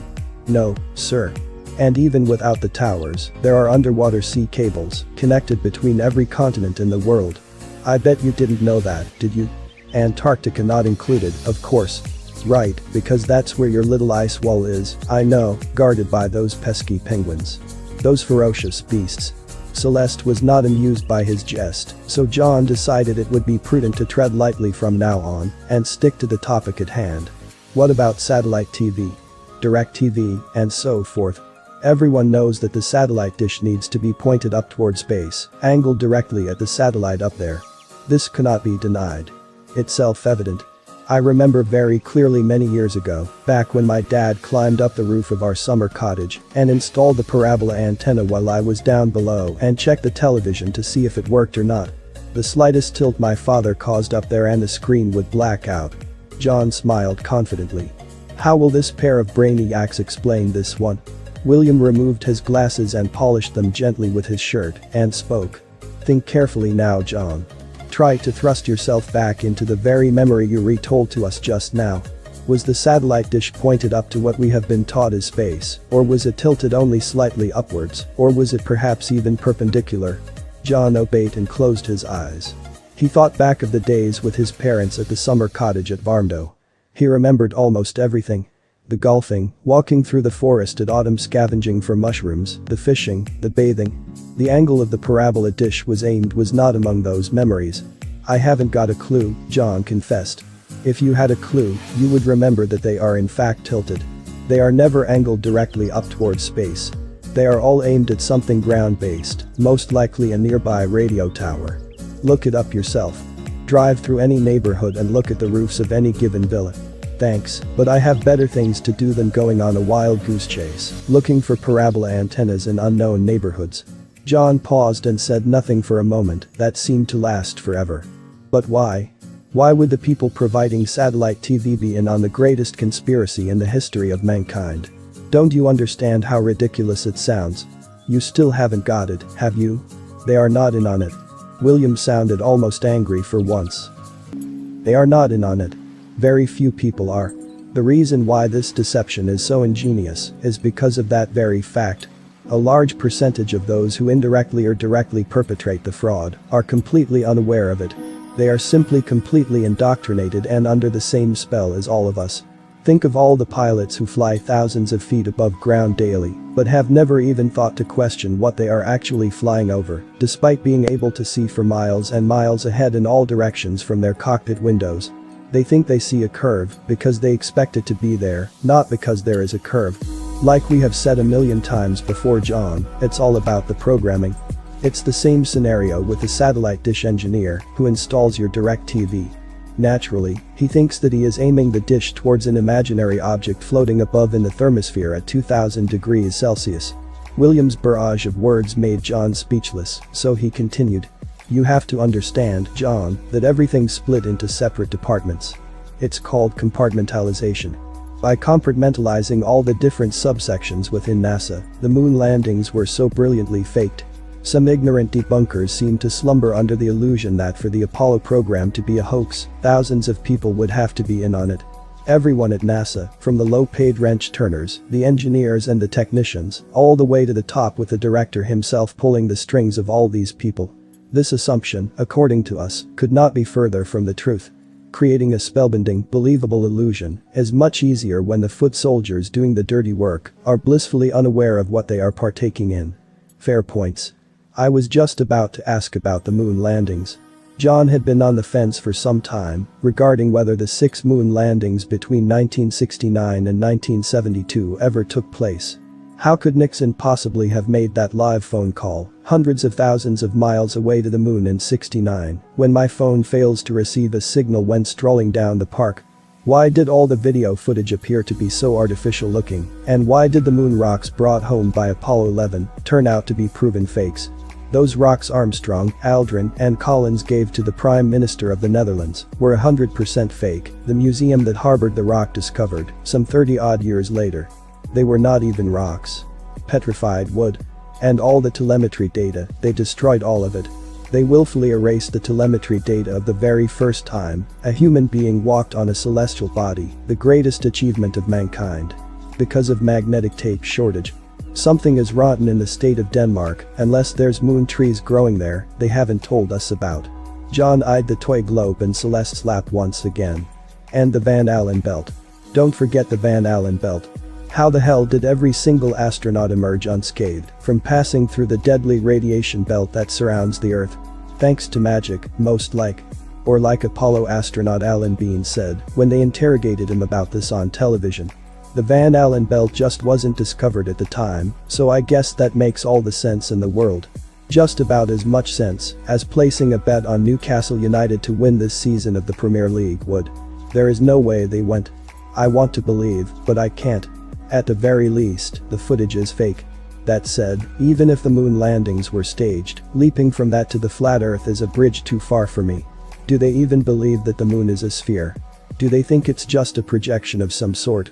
I think I saw their map once, flashing by, but I never bothered spending the time to study something so pointless. Could you show me the map, Celeste? The map of the world, according to you lot. I might have seen something flash by once on the internet, but a more thorough breakdown would be nice. When I saw it, I thought you flat earthers viewed the world as a floating disk in space, but from what I have learned this is not the case, right? There is no current working flat earth model. 4 years have passed, and no one has yet produced a map that works, right down to the last inch. There is the square map, the diamond map, and the azimuthal, equidistant map, which is without a doubt the best representation of the real world out there. It has its flaws, like all maps. The scaling is off the mark, and some other minor issues I will get into later. But for all its flaws, it is more accurate than the globe, which is the important part here. We can't claim to know exactly how the world looks like from above, John, and for a damn good reason. This is the greatest deception ever known to man, and we do not possess the same kind of resources and manpower as the governments of the world do. It would take decades, centuries even, to map the world. How can we trust that the distance from, say, continent to continent is accurate? They construed this world, and if they lied about the very shape of it, they might very well have lied about the finer details of it too. We don't have a working model yet, but we don't need one to know that we are not standing on an oblate pear, hurling through infinite space. Wipe the slate clean, John. Unlearn what you have learned. Celeste took a seat by the desk, opened her handbag, and pulled up a Dell laptop on the table, and pressed the start button. Care for an M&M? Celeste pushed the glass bowl, filled to the brim with multicolored candy, to John and William as the Windows logo popped up on her computer. William grabbed a handful of candies and leaned over Celeste's shoulder as she punched in the Windows password. John followed suit and leaned over behind as she started up Mozilla Firefox, went to Google, and searched for azimuthal, equidistant map, and an intriguing picture came up. Hundreds of pages on the Google Images section showed up. The maps varied in size, color, design, and even had different names, but they all were just different interpretations of the same basic map. We call it the AE map, John. Much easier to pronounce in a rapid-fire kind of way, rather than trying to say azimuthal, equidistant over and over. It doesn't exactly roll off the tongue, does it? It's called the Gleason map, or the Hammond map by some, but I'll always think of it as the AE map. The projection depicted the world as seen from above as a circle, with the North Pole in the middle, and the continent of Antarctica surrounding the world from all sides, creating a 360-degree ring of ice. So, this is their beleaguered ice wall. William gently tapped his shoulder. The moment you first lay your eyes on this picture, something strikes a chord, doesn't it? I mean, sure, a million questions remain unanswered in your head, but it isn't as easy to just blindly dismiss this map, as you realize that it is far from as ridiculous as the one in your mind's eye prior to seeing this, how you envisage the flat earth. You most likely pictured yourself a two-dimensional flying square, with water spilling out at all sides, when flat earth as a real concept was first flung your way. This map is, like Celeste pointed out before, flawed. Flawed would be an understatement, in fact. But it serves a purpose in the sense that you gain an instant understanding for how flights and circumnavigation would work, and of course, the realization that there might not be a need for any hypothetical edge, as it were. When you see this image, you start toying with the idea for real. Hold your horses, now. You say that circumnavigation would work if this map matches reality.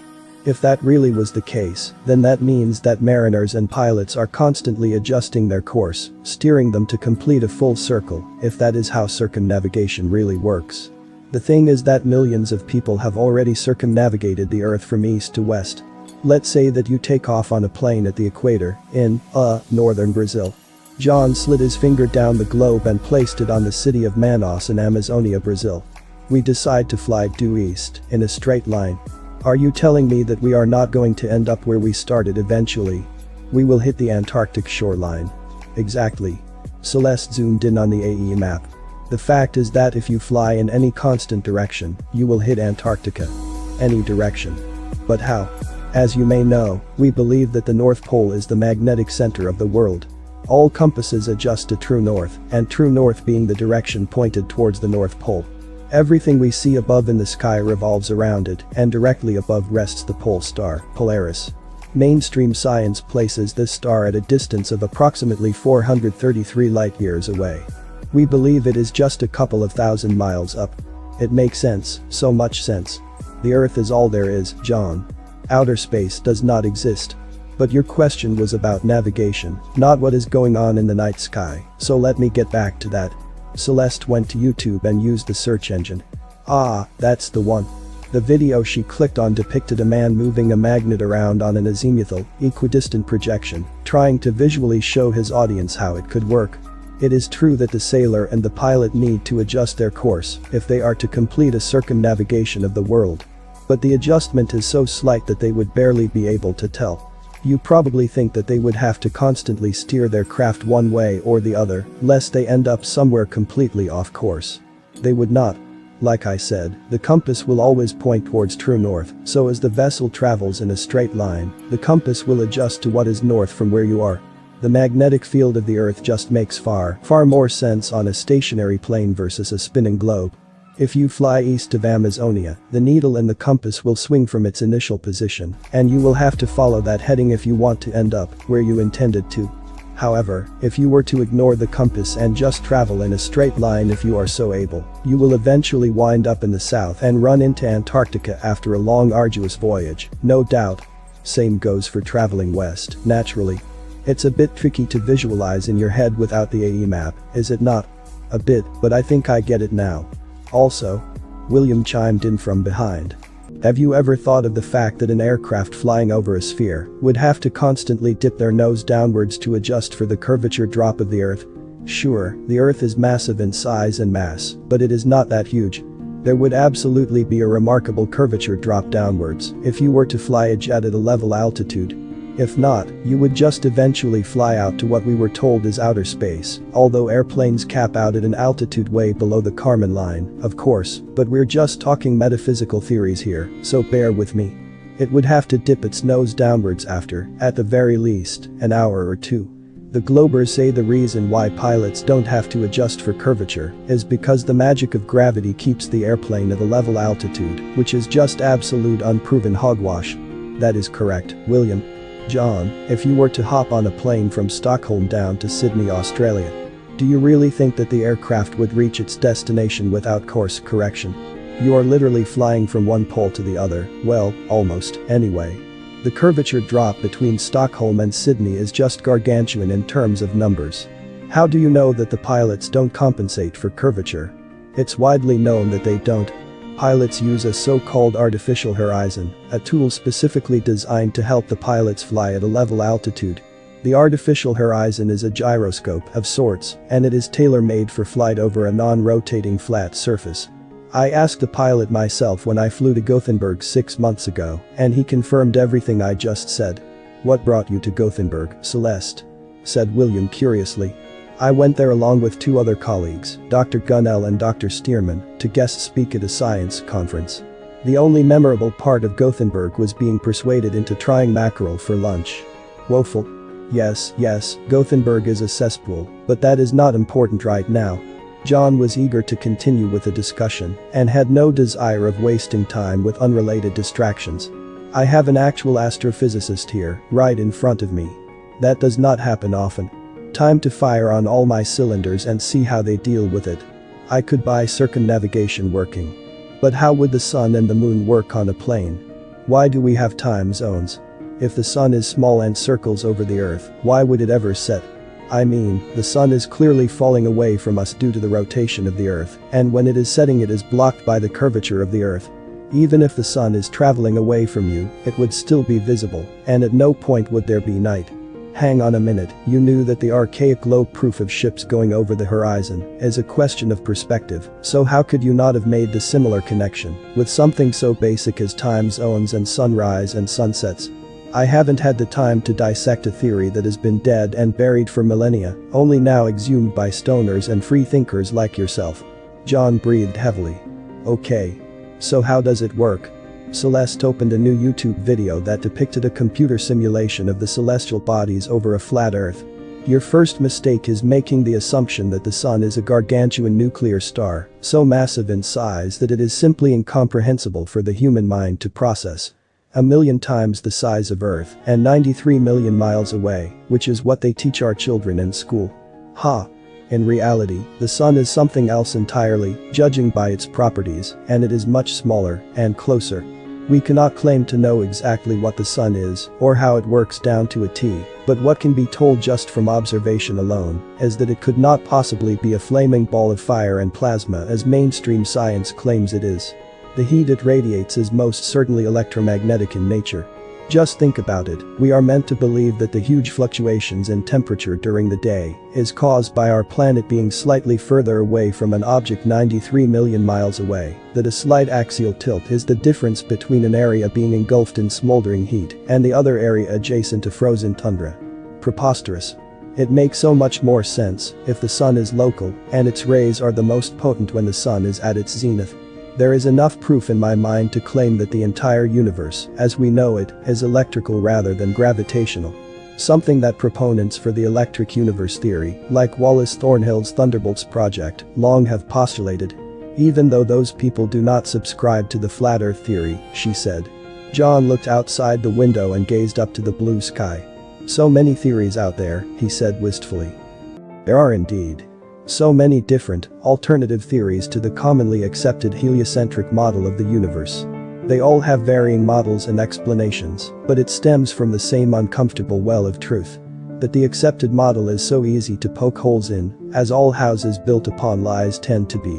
The truth will out, one way or the other. You were going to tell me how the sun moves over the earth. Oh yes. Where was I? Yes, the sun's motion. The ancients knew that the sun and the moon circled above the earth in a clockwise spiral pattern, shedding light and warmth over half the world at once, like a spotlight. Imagine, if you can, a large clock in a darkened room. You point your flashlight and move it clockwise, lighting up the world in a circular path.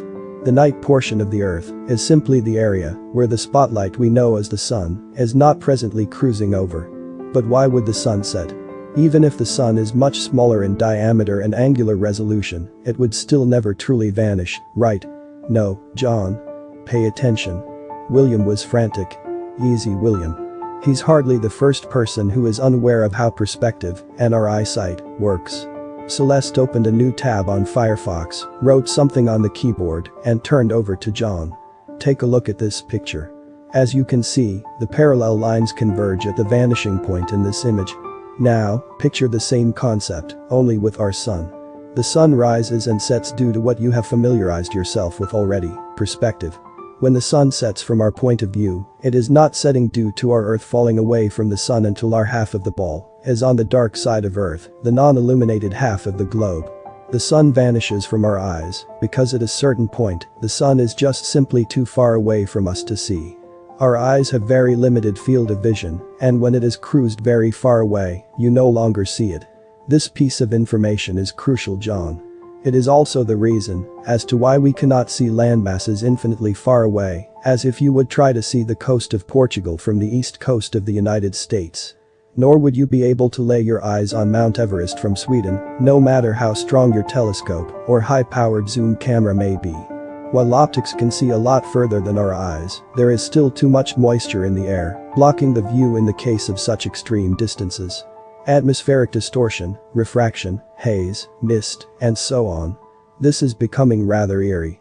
Her explanations are logical, sensible. It's terrifying to realize that I knew so very little about the most basic of things. And I always considered myself educated. Could my conviction on some matters truly be misguided? Maybe I am just regurgitating schoolbook nonsense. Because we never really learned any of this in school. Maybe we are in a matrix after all, a prison for the mind. No. Don't let them off the hook so quickly.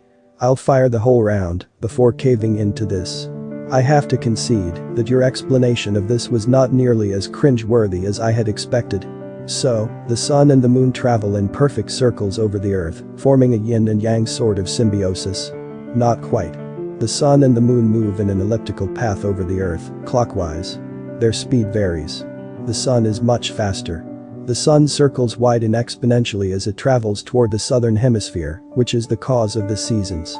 And yes, I am aware of the irony of me calling the south a hemisphere, but I will do that since hemisplane as a word is not yet commonly used, so bear with me for simplicity's sake. Anyway, where were we? Yes, the seasons. The sun spirals between the two tropics, making wider and wider circles until it reaches the very south, at which point it starts spiraling back towards the north, in narrower circles until it reaches the North Pole again, rinse and repeat. During the winter solstice in Sweden, the sun is positioned above the Tropic of Capricorn way down south, and when summer is upon us the sun is positioned almost right above us in the Tropic of Cancer. Pretty self-explanatory once you grasp the mechanics of the system we live in. When the sun is situated directly over the North Pole, they have sunlight over there 24/7 over a span of a few days. Are the other celestial bodies spherical or flat? The moon, the sun, and stars? Is the moon a rock as we have been taught? The question was directed at Celeste, but it was William who answered. Who knows, he said. Well, someone, or somebody, does know of course. A select few would know the exact layout of the correct world map and what the planets and the stars are. As for the moon, there is no real consensus in the community, but most dispute the notion that it is a ball of rock. There have been numerous confirmed sightings where people have been able to spot clouds through the moon, lending further credence that the moon could not possibly be a physical, massive space rock. It just might be translucent. These reported sightings are numerous, and people have seen stars through the moon with optics, and at times even with the naked eye. Also, the light emanating from the moon suggests that it could be concave or completely flat. How so? Because the moon shines so bright that it lights up the night sky. If you shine a light on a spherical object, such as a cue ball, it reflects the light nothing like the moon does. The light propagated through the moon simply cannot be reproduced in a physical experiment here on Earth, hence the skepticism. Next time you look at the night sky with your gaze fixed on the full moon, you will understand what I'm saying. Interesting. The moon always puzzled me, irked me in some ethereal way. It just seemed odd that we would always see the same side of it, no matter what. Most of us believe that we live under a dome, with the stars and the planets revolving over the Earth with the North Star, Polaris, being the axis mundi, but you know that already now. The planets are just like the stars, unidentified circular lights in the sky. The ancients, such as the Mayans, referred to what we now call planets as wandering stars. Unlike what we have been told, the folk of yore were not clueless and ignorant. They could see that the so-called wandering stars behaved differently than the regular stars, following their own path instead of endlessly traveling in circles over the plane. The ancients had excellent tools at their disposal that helped them decipher the heavens above, such as the first ever analog computer dating back to 100 BC. The Antikythera mechanism, it was called, and the device was designed with a flat, stationary Earth in mind, as was the astrolabe. By the way, did you know that the closest star is 4.3 light-years away in the commonly accepted model, the one we've been taught? 4.3 light-years away, and a 100-year-old man with cataracts can still see this object with his naked eye. It's ridiculous, said William. Yes, the alleged distances to the stars range from ludicrous at best and unfathomable at worst, said Celeste. They tell us that the reason as to why we can see Polaris every night from 434 light-years away is because it is so behemothian in size that it dwarfs our own sun in size by times 50. Even if Polaris was 1,000,000 times the size of our sun, we should not be able to see something that far away because it breaks the inverse square law by a landslide. If you do the math on the distances to the stars and how far we should be able to see, every single star in the heliocentric model violates the inverse square law. And the fact that there has been no change in parallax for all these thousands of years, science will tell you that there has been multiple North Stars, but there is absolutely no way of proving that. They claim that in 3000 BC, the North Star was not Polaris, but a star called Alpha Draconis. It is also claimed that in 13,000 years from now, our North Star Polaris will be replaced by a star called Vega. Is there any way of proving of this, do you think? No. This calculation is a mathematical construct, just like the other branches of the woefully inaccurate heliocentric system that I was taught my whole life and taught to others along the way. What do you think the odds are for the fact that Earth just happened to end up in this perfect sweet spot, this so-called Goldilocks zone? What do you think the chances are that a cosmic explosion of nothingness created this perfect planet? What do you think the mathematical probabilities are that our moon and sun are near identical in angular size from our vantage point here on Earth as a result from a random accident in the cosmos billions of years ago? This place is special and designed by intelligent touch. We do not live on a random space rock, chasing a fireball in the sky, nor are there more stars than all the grains of sand on Earth. John pondered. I have never even thought of questioning the distance to the stars, only that they are obviously supposed to be very far away. Neither did I, for most of my life. Despite my profession, I never once looked up into the night sky and asked myself if those numbers are real. There are just so many observations that we have here on Earth that do not comply with the heliocentric model. Another thing is those rare occasions when the selenelian occurs, she said. Selenelian? What's that? A selenelian is something that occurs exclusively during a lunar eclipse. When the eclipsed moon and the sun are visible at the same time, that's a selenelian. Since the moon is supposed to be reflecting the sunlight unlike what we believe, which is that the moon is its own light source, it is an utter impossibility for this to occur in the globe model. The excuse they give for it is that the selenelian is an atmospheric mirage, the usual getaway when the scientific community stands clueless. A mirage, or a convenient case of refraction.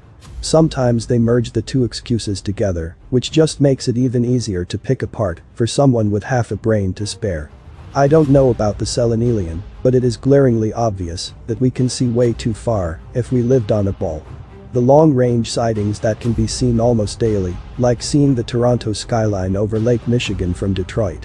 How plausible is it that a mirage would occur over the water every single day there? It's not a mirage, John. They see the city over the water because the city is right there. There's no mumbo-jumbo miraging, or illusion, or other magical tricks being pulled on us. The city is visible because we live on a plane, and even though the math says that Toronto should be hidden behind miles of curvature, it is not, said William in a brazen tone of voice. Yeah, but I've already heard this argument. You've already told me that there is no curvature and that we apparently see too far. Let her finish about the celestial bodies now. That's what I am interested to hear more about. John turned to Celeste. Please continue. Tycho Brahe, the esteemed Danish astronomer, wholeheartedly rejected the Copernican paradigm, which at the time reigned supreme. Brahe pointed out that in order for the Copernican model of the universe to work, the stars would by necessity have to be so large that it defied all common sense and reason. He refused to embrace the Copernican model. But there was another in his Prague abode who was more than willing to take the reins from the late Copernicus and step up as the next rising star in the field. Who? Asked John. His apprentice, Johannes Kepler. Brahe died suddenly and mysteriously in the autumn of 1601, and before his corpse had gone cold, Kepler threw out everything his old master had taught him out the window and started preaching the Copernican heliocentric model, the one we still live by. It has been accepted as absolute truth now for several hundreds of years, but it has never been proven. Scientists, now and then, always were accursed with a large dose of hubris. Did you know that the first globe Earth model was made in the year of 1492 by the German astronomer Martin Behaim? 1492, 500 years is nothing. When you realize this and take an unbiased look at the timeline, you will quickly realize that it is the globe that happens to be the new kid on the block, not the other way around. Even the great Alexander von Humboldt rejected the Copernican principle as late as the 19th century.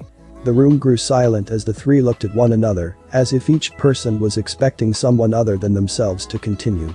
It was John who broke the deadlock. He walked slowly from the window back to the desk and looked once again at the globe in Celeste's lap. If there are no satellites up there, what kind of craft took all the thousands of pictures of planet Earth? William burst into laughter. Pictures. Pictures. If there existed actual pictures of the ball Earth, John, do you for a second believe that this movement would have the legs that it has? There are no pictures of the Earth. There are no pictures of other planets, or stars, asteroids, and the other lot for that matter. Every single one of them admitted composites, computer-generated images, or straight-up drawings. Illustrations. There is only one picture they claim is real, and that is the blue marble shot from 1972, and they've milked that for nearly 50 years. Not that I think that picture is real either, but I will admit that it looks better than the CGI pictures they are putting out today. John scoffed. What you just said is horse manure. I don't believe a word of that. CGI. That wasn't even invented back in the day of the Apollo missions. There was no Photoshop or computer trickery. Stop wasting my time and present some real arguments for your case. Celeste gave John a wry look. You want me to show you pictures of the Earth? Yes. There has got to be tens of thousands of pictures at this stage, taken by not only the astronauts in the International Space Station, but by space rockets, probes, and satellites. There has to be, there needs to be. As you wish, she said. As Celeste started typing on the keyboard, John walked over to her side of the desk and leaned forward over her shoulder to the laptop. She searched for pictures of Earth from space on Google Images and pressed enter, and a myriad of colorful orbs showed up. Jesus Christ. Scroll down a bit so I can see the real pictures of the Earth. Celeste did not scroll down, nor did she say a word. Wait. These are supposed to be real. They passed them off as real. That can't be. This is what you have, John. This is your beloved globe. This is not happening. These cannot be the only pictures. These are ridiculous. All the colors vary from globe to globe. And the continents are all skewed. Some of these are identical with just the contrast changed. Celeste kept scrolling. Should I keep going?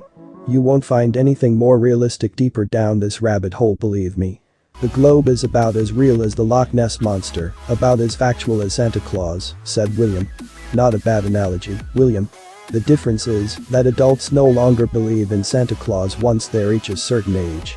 They learn how to let go of fairy tales. But they will cling on to this fantasy, which is very near and dear to them. It will take many years or a whole lifetime for people to wake up because they love their precious ball far too much. Like they say in the Truman Show. People accept the reality of which they are presented, quoted William. Celeste nodded. Is this a farce? Are these truly what they say are real actual pictures of the world? Every single one of them look as phony as a $7 bill, said John, and pointed at an image in the upper left side corner. Click on that one and enlarge it, please.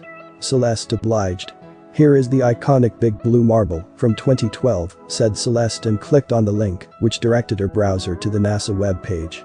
This picture is rather hysterical actually. Not only is it obviously fraudulent and computer animated, but the animators at NASA really phoned it in when they created this piece of hot garbage. They phoned it in worse than Bruce Willis in a direct-to-DVD action flick. Take a look at the clouds in the bottom left corner. They are cloned and stamped together. And in the right-hand corner, east of North America, you can clearly see that the clouds form the word sex. Like their designer admits to the public. The pictures of Earth are photoshopped because they have to be, said William. Why would NASA admit that their pictures are fake? Who said that? Some intern. His name is Robert Simon, also known as Mr. Blue Marble. He goes vividly into detail on how he created this artificial globe in Photoshop. Alright. Could you back up and compare this globe to another NASA picture? Celeste pressed backstage and zeroed in on a new picture from the NASA website. John was in disbelief. North America covers half of the planet compared to the other picture. Which kind of kindergarten do they handpick their computer animators from? William laughed. I don't know, John. But I am glad we can agree that these pictures are 100% counterfeit. Now, NASA faking pictures does not at all automatically mean that the ball Earth is a hoax that would be rushing to conclusions. But it's another piece of the puzzle, another brick in the wall of the undeniable preponderance of evidence. If this picture is real, then the United States, Canada, and Mexico would cover one half of the globe, leaving no room for the other continents. I suppose the United States landmass, much like its population, gained a few pounds in between the years these two pictures were released. John chuckled. I have a thought experiment for you now, young man, said Celeste and placed a firm grip on the orb, depicting the known world with her right hand. Look at this globe, she said and spun it around. As you knew well before this conversation, the Earth is covered by mostly water. 70%, in fact. My question is, have you ever seen large quantities of water bend around the exterior of an object? Bendy water. What? Wait, like the oceans being wrapped around the globe? No. I never thought about that. Raindrops curve though. Don't they? But they are hardly comparable to the ocean. If I'd bring up raindrops they'd just call it an ad hoc. No, I don't think so. Exactly, and you never will. Because the nature of water is to always find and maintain its own level, a law that goes out the window if the ball is true. It's a physical necessity for the globe that the world's oceans are all bent slightly, thanks to our magical friend called gravity. And have you ever heard of a repeatable experiment when you have a sphere spinning 1,000 miles an hour with liquid stuck to it? If you can find me an example in nature or in a science lab when a sphere is shown to possess these properties that makes liquid weighing billions of tons sticking perfectly to the ball. I guess there aren't many. There are none. Because it cannot be demonstrated and it never will be. Like all fictional fantasies are. Water will always find its own level. Whether the liquid rests in a bathtub, lake or world ocean, you can bet that fancy coat you have there that the water lays completely flat and level. So, what's the official explanation for this anomaly in the heliocentric model? That the force of gravity bends the water around the Earth with surgical precision, with such a minuscule slope that it cannot be detected from ground level. As you know, science tells you that gravity pulls everything towards the center of the Earth, so no matter where you stand on the globe, you are on top of the ball, and everything curves away from you downwards from there. As for how the water is bent around the ball, they describe this as curve level, which has got to be the mother of all oxymorons, if I ever heard one. Something is either level, or it is curved. They want to have the cake, and eat it too, she exclaimed. It is freakishly scary how much sense this is starting to make. That the water simply rests at level everywhere on the Earth, instead of being stuck to a spinning ball that also orbits the sun in millions of miles a day. My foundations are beginning to crack. Although the pillars the house rests on are yet to crumble completely. There are still so many questions left unanswered. Speaking of the big G, gravity. How would it work on a plane? William cringed. Do you remember how I explained to you that Nikola Tesla was adamantly convinced that Albert Einstein's theory of relativity was a farce? Yes. Naturally, the theory of gravity goes out the window if the Earth is truly flat. Gravity dictates that all mass is pulled to the center of the Earth, but if the Earth is flat with the North Pole being in the center, well, it would not work at all, and no flat earther believes that the force of gravity exists. Mathematically, the force of gravity, when applied to the sphere, works. That's all fine and dandy on paper, but it has never been proven. We believe that the force, which makes objects rise and fall in the air, comes down to density and buoyancy. Do you understand the concept? Not quite. Give me an example. Why would density and buoyancy replace the force of gravity, which is unanimously agreed upon to exist? There's no debate about this in the scientific community. Gravity is a law, not a theory. For many years this has been so. Of course, I know that the force of gravity is not up for debate in the scientific community. Most scientists are too far gone. Have you ever been bewildered by how selective gravity is? It is strong enough to keep millions of gallons of water stuck to the surface, and it keeps massive buildings pinned down, but weak enough to let butterflies and birds fly freely. The force of gravity is pseudoscience, since it cannot be demonstrated in any way. It truly is the duct tape of science. If I am to believe that gravity can keep water sticking to the side of a ball that spins and travels in an elliptical path around the sun at millions of miles an hour, I want to see some damn good proof of that. And while they are at it, they should be able to present proof of how the Earth's velocity somehow manages to escape the centrifugal and the centripetal force. The Earth is not speeding around the sun in a constant velocity, you know. It slows down and accelerates as it revolves around the sun on the ecliptic plane in the heliocentric model.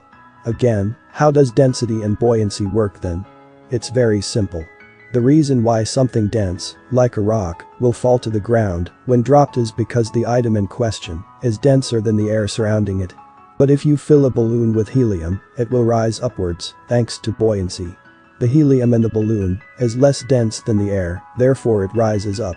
I have to say, I have wondered at times about gravity. It seems like it is the scapegoat for everything that scientists cannot explain. Quite so, said William. Every single conundrum that science is faced with, dark matter, black holes, the bending of space-time, and other metaphysical hodgepodge, they always pull the gravity card out of their ass to fix everything that does not work.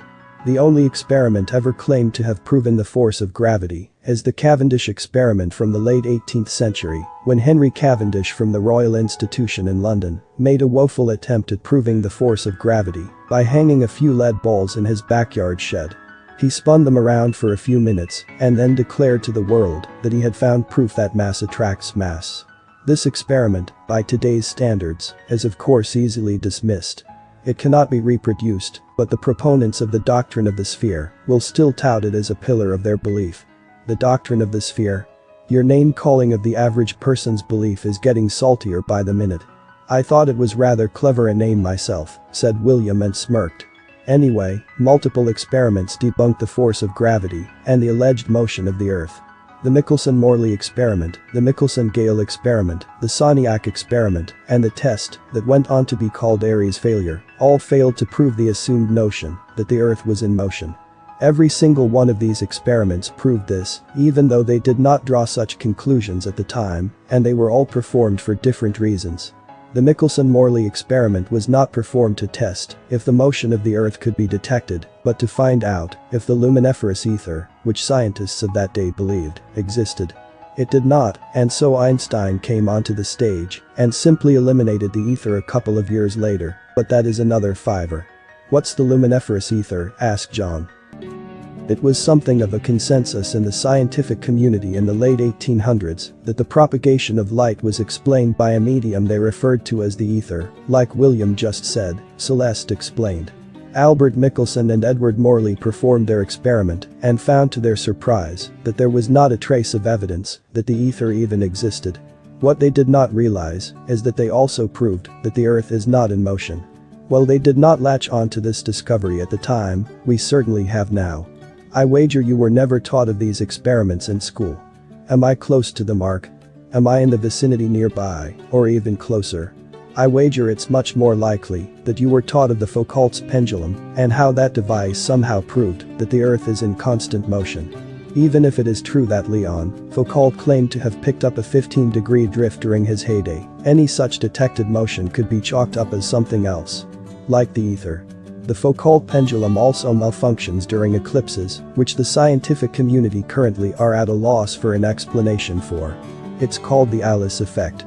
Am I close? John thought long and hard until he spoke. I think you might be.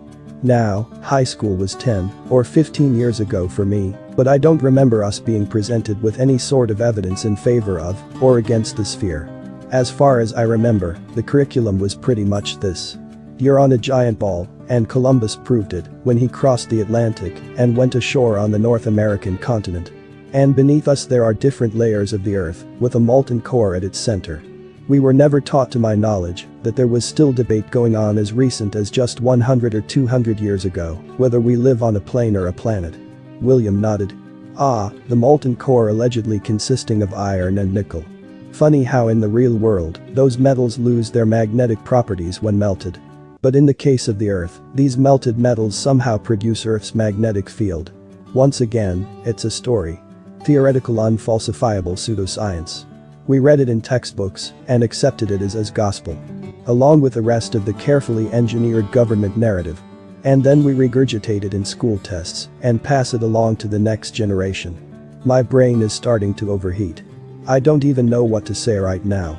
We have all literally spent years reading the same old textbooks, and once repeated enough times, it becomes unquestionable truth.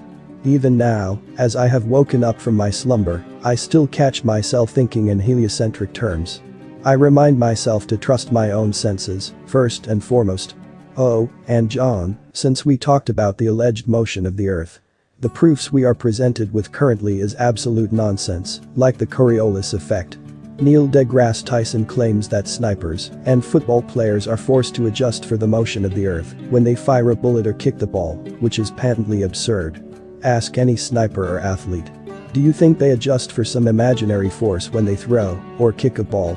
Spoiler alert. They do not.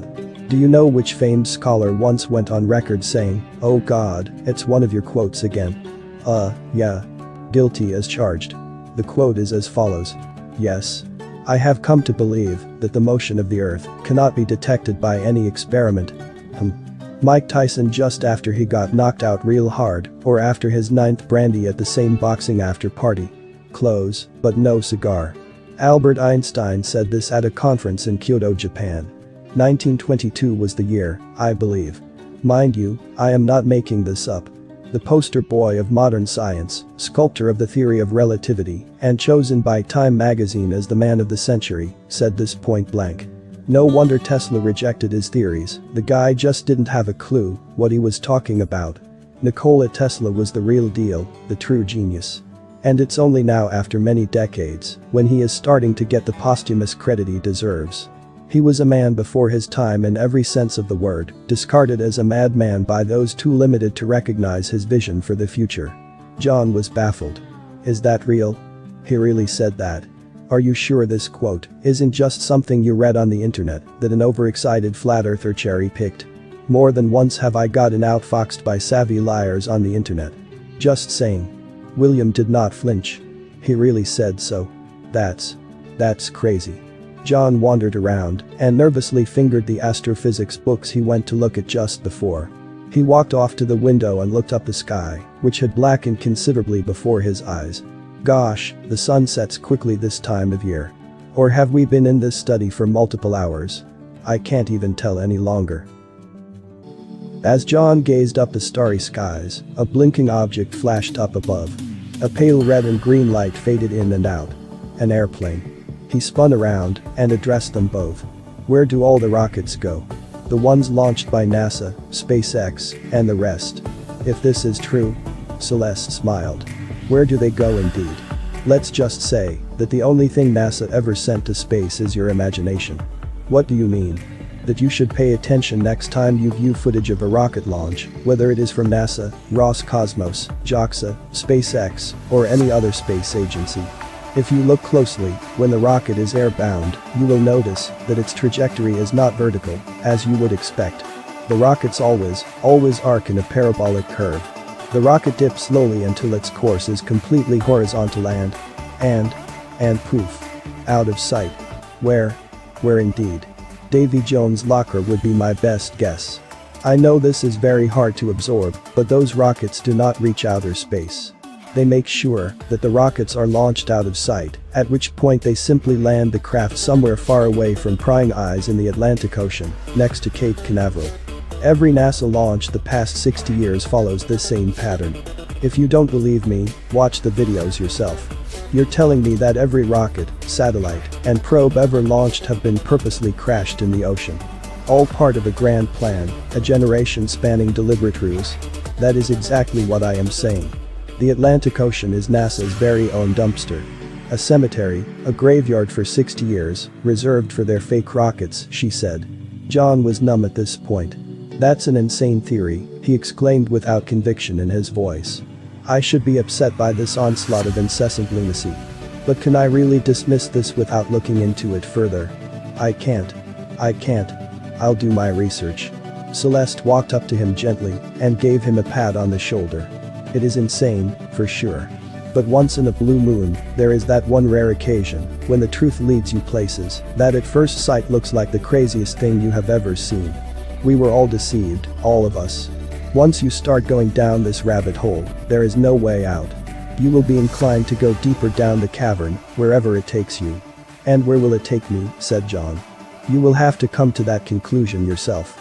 Will you walk the paved road of comforting lies, or will you dare treading down those windy steps into the dark alley that leads to an uncomfortable truth? When you go home, I would like you to look into the shenanigans going on at the International Space Station, the ISS. Ask yourself this. Are those videos recorded from a craft in space orbiting at 17,000 miles an hour? Or is it perhaps much more likely that they are shot somewhere safely on ground, here on Earth? That craft has been up there for nearly 2 decades now. It never gets hit by any micrometeorite, it never malfunctions, and all the astronauts come and go as they please. They seem to have a bowl up there. If they are up there, look at the spacewalks and you will see bubbles floating upwards regularly. Bubbles? John asked. What bubbles? Like water bubbles? Yes. They are clearly shot underwater, in an underwater tank. NASA runs a facility called the Neutral Buoyancy Lab, where they prepare the actors for space by having them swim around underwater, with scuba divers aiding them. Did I say actors? I meant to say astronauts. Freudian slip, she said. William nodded. It's not exactly too far-fetched to suggest that those spacewalks are in fact filmed right there, where the alleged astronaut training takes place. Filming underwater is a neat way to simulate the weightlessness they need to sell the public when they put out their fake spacewalk videos. Like she said, you can see water bubbles in every single one of these spacewalks. I'm sure the naysayers will say that those bubbly things are just ice particles or space debris. Yeah, right. If it walks like a duck, talks like a duck, then it probably is a duck. Those are water bubbles, no question about it. Well, the spacewalks are filmed with submerged actors in a pool. I don't doubt that they use every trick in the book to fool us. That's what I would do if I would orchestrate a deception on this scale. Keep the methods versatile, lest prying eyes stay locked in a state of confusion, said Celeste. The powers that be, who govern these space agencies, are most likely 10 or 20 years ahead of the rest of society when it comes to technology. Historically, it has always been the military and the government having first dibs on the latest tech. It is no stretch at all to suggest that the tech they use for fakery is many years ahead of what is known to the public. Unbeknownst even to the sharpest minds in the technology field, not just the average Joe, said William. I agree. Most of their trickery is rather old school though. The International Space Station interior is a good old-fashioned studio, with the astronauts trapped onto wires and harnesses so that they can perform somersaults and jump around on demand in a reasonably convincing manner. For the extended sequences, they most likely use a so-called vomit comet, which is a parabolic flight used for that exact purpose, achieving weightlessness for a couple of minutes due to its rapid descent. The vomit comet's been around for many decades too, said Celeste. But the ISS has a 24/7 camera on it filming Earth. I know that because I watched it myself a couple of years back. Are those videos just computer generated? Asked John. They might be. But it's more plausible that they are simply flying a craft mocked up to look like the ISS, like a spy plane, at a high altitude with a fisheye lens camera strapped onto it. As you can clearly tell from the footage, NASA uses GoPro cameras on the ISS. The cameras are pointed straight downwards as the craft flies at 17,000 miles an hour, providing the public a visual of our blue and cloudy home. What the hell is a fisheye lens? Camera lens is shaped like an eye of an aquatic creature. The proponents of a fisheye lens are to distort the video into making everything look curved. If you strap a camera on a high-altitude balloon and send it straight up, Earth will appear to curve like a ball from a mere 100 feet up in the sky. Why? Because the fisheye lens will bend everything: rivers, lakes, houses, mountains, Earth. They will all show curvature that isn't real. You may recall Felix Baumgartner's Red Bull jump from a couple of years ago, if that name rings a bell. Most people are completely unaware of this, especially the mainstream media. There was an instance last year when the University of Leicester in Great Britain launched a balloon with a fish-eyed camera lens, and it capped out a couple of thousand feet high. And lo and behold, there was planet Earth below. The whole ball, in one frame, viewed from a balloon launched by prepubescent children. I think not. Yet, every big paper in the UK and the rest of the world just ran with that story. Students capture the curvature of the Earth. Awe and behold. The ignorance is astounding. Yes. I guess you're right, murmured John deftly. His words echoed in the spacious study of Celeste Wood. The room became dead silent, and the post-debate exhaustion felt palpable for everyone. It's like the eerie silence after the eve of a great battle, when the sound of trumpets and cannons fade, and you try to make sense of it all, as you sit on the porch and watch the sun rise through the haze. Well, my friends. Enough for one day. I should return to my duties, announced Celeste. John gave William a nod, who snapped out of his slumber and went for his coat. John did the same. Yes, I think it is time. Celeste opened the door and extended her hand. John shook it. I am not sure what to make of all this, Professor. It's all a mist right now. I need to let it sink in. But what I can tell you here and now already is that this has been one of the most memorable debates I have ever had in my life. An astrophysicist attempting to convince me that outer space is fake and that the globe I have called home for 26 years isn't real. Not exactly something you can anticipate happening. Have you always been conspiratorial, or did you fall down through this pit recently? You don't strike me as the type. Alas, I have not always been this cynical. The cynicism and pessimism towards humanity is an understanding that took me many years to grasp. I was once as blissfully unaware as any Jane Doe, and I would have not only dismissed these conspiracy theories instantly. I would have been angered and outraged by such twisted illogical thinking. Whether it was John F. Kennedy assassination theories, September 11th, or Sandy Hook theories, I would have dismissed them all. But when you are faced with the fact that we do live in an utterly fabricated world, ruled by a sociopathic power elite, then everything is possible. Every single piece of history that matters needs to be looked into closely and re-evaluated. The shadow elite, the powers that ought not be, will pull absolutely no punches when it comes to establishing control over the masses. So you became a believer in disguise, said William. Slowly but steadily. Well, it's a good thing you didn't go off and announce it to the world. You would have been ostracized and sacked before you could even blink. Yes, quite. Or attended the Flat Earth Conference in Denver last year. William shuddered. Or even worse. Joined the Flat Earth Society. What's the Flat Earth Society? Asked John. Oh, it's a ridiculous disinformation page about the flat earth theory, which somehow makes it to the top of every Google search. It's a farce that nobody takes seriously. The problem is that they do mix in some real information there and blend it together with absolute horse manure, forming a diluted soggy mess of a cocktail indeed, clarified William. The Flat Earth Society claims that the Earth disk is constantly rising upwards as some kind of kindergarten explanation for the force we call gravity. It's a childish page set up to muddy the waters. An old ploy, it is. Misleading people is easiest if you blend true information together with absolute falsities, said Celeste. William nodded. It scares the newcomers away. And very efficiently so. Either way, I enjoyed this audience a great deal, said John. Audience. Again, I'm not the Pope. I told you as much. Did I rattle your cage today? I would be disappointed if not. The winds of change are in the air, and who knows what the future will bring. I don't know how many years this thing will keep brewing unchallenged, how the power elite will deal with an awoken mass of people. I shudder to think of it in fact. What I do know is that we walk the earth in a most curious of times, and I am lucky to be alive. I agree, said John and walked out the door. Farewell, Professor. Out by the courtyard, the two of them shivered in the cold. It was 4 o'clock, and it was pitch black outside. Guided by the dim lanterns glowing in the dark, they made their way off the university grounds. How about a drink, old friend? Stuttered William. I don't know if we are old friends, my friend, but I wouldn't say no to a cold one, especially not after this lecture of our lives. Lead the way. They walked Valhalla Vagan for a minute or two and turned left at the crossing towards Edengaton. It was bone-chillingly cold, and John couldn't wait to get into the warmth. Just pick a place already. After making their way even further down Edengaton, William finally settled on a place. He nodded towards a murky joint called the Flying Horse. The place was half empty, and finding empty seats was an easy task.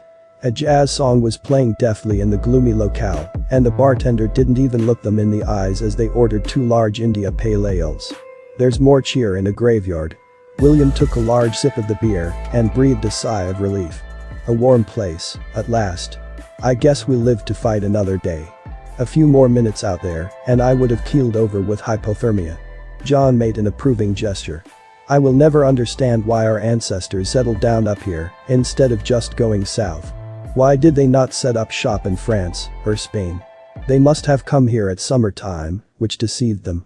Maybe they were completely unaware that the polar opposite, pun intended, would be upon them in just a couple of months. John made a vague attempt of a knowing grin and fell into silence. He drifted away from the pub and contemplated.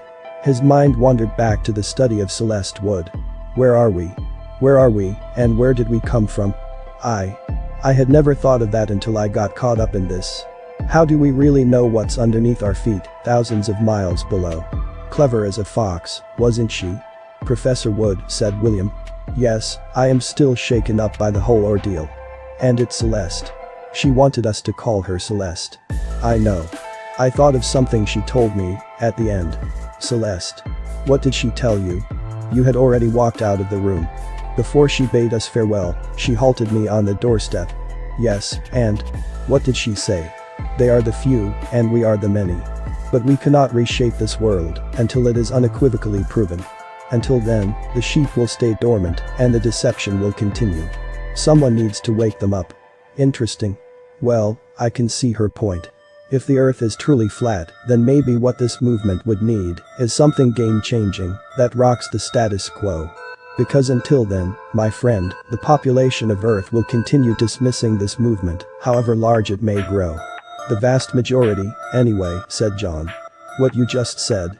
It's old news to me. I came to the realization that something truly remarkable needs to take place if the old powers should one day fall. John said nothing. So, are you convinced then? Surely, you are at the very least on the fence. If you are being intellectually honest about this, there is no way in hell you can dismiss the preponderance of evidence in favor for the fact that we have in fact been lied to about the very nature of our reality. You have a million questions still left unanswered, I know, but one day, I hope all will be answered. John stared down the glass of beer and watched the tiny bubbles rise to the surface of the yellow liquid. What do I believe? I feel like I don't even know myself any longer. I don't know, William. That is the ugly truth. I honestly don't know. What I do know is that there are questions that I had until now never posed that I do want answered. I demand to see them answered, in fact. The impossible idea has become possible. Gosh, I can't even believe that I am talking about this.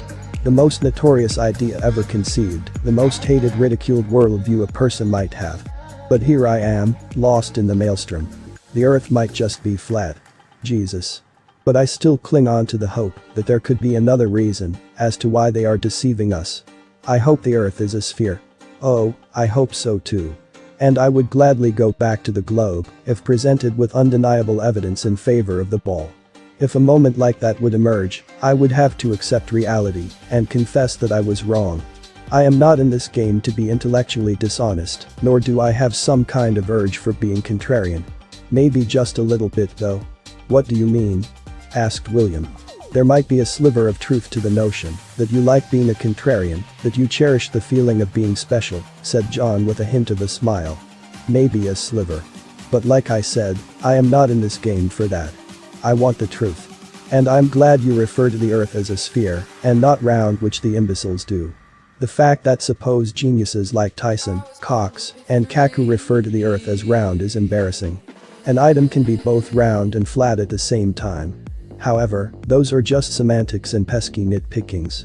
Like I said, I am not in this game because I want to feel edgy or try to police semantics for that matter. I am a truth seeker and I am completely serious about it. I want change, real change. And I seek to achieve just that, on my own, or if fate so wills it, with a companion. I have a plan, John. A plan I've mused over for quite some time, well before I brought you to Celeste. As William was prone towards theatrics, he paused dramatically before continuing. As you may know, I am more or less financially independent. William chuckled. Yes. More or less. Which means that I have the opportunity to achieve certain things that most people could only dream of. And I intend to use them. Spend all your money? On what? John, you are my friend. We haven't known one another for long, but despite the element of brevity in our friendship, I still feel more attached to you than I do towards most people I have known for years. Those people are nothing to me. Lemmings, the whole lot. Over the past couple of years, I have drifted through life aimlessly with a numb feeling in my heart. Luxury and materialistic possessions mean little to me now. Those are empty pleasures. I mean, gorging away on the finest lobsters on New Year's Eve is fine and dandy and all, but at the end of the day you need something to strive for, to get you out of bed in the morning. I have that little something in sight now, and I intend to make my mark on the world. He paused again and gazed outside the window as the snows had started to fall again. Most people are not like me though. They are happy enough with having a job, a roof over their heads, and a family to love. And I think this current state of humanity. I think that is why the true nature of our world is being concealed from us. The vast majority of Earth's population is thriving. Things are better than they ever have been, generally speaking. With this knowledge in mind, why would the powers that be lift the veil at this point, even if they felt morally obliged? They can't do it at this point. It is way, way too late. They know that we would not cope with it. There would be riots in the street, blood, mayhem, and anarchy. If the world would change to the better one day in the future, it would come after a long stretch of hardship. Have you seen the comic book film called Watchmen? Yeah. Many years ago, don't remember too much about it. Well, if you would remember it, you would hearken back to the memorable ending. What happens in the end is that the main characters decide to tell a lie in order to keep the world peace and prevent a nuclear war between the United States and the Soviet Union. And herein lies the conundrum. Is telling a lie so gargantuan ever justified, even if it assures stability and prosperity in the known world? That is the question, because while the motive might be understandable and commendable, a lie is still a lie. A lie is still a lie, even if it benefits society. A lie is still a lie, even if the whole world believes it. And something that is true is still the truth, even if the world denounces it. And just like Rorschach and Watchmen, I cannot accept the idea of living a lie. We don't know where we are right now, for God's sake. We don't know where we are. Let that sink in. John downed the very last drops of his ale and pondered. What if you're wrong though? What if all of this is just a product of paranoia, and a bunch of people banding together and overthinking things? Are you equating the flat earth awakening with a cult? Not necessarily. Just saying that one should be careful with following a fringe hive mind. It's hard to know that you are living inside a bubble until you burst it. Yeah, I see what you are saying. And like I said before, I do hope I am wrong.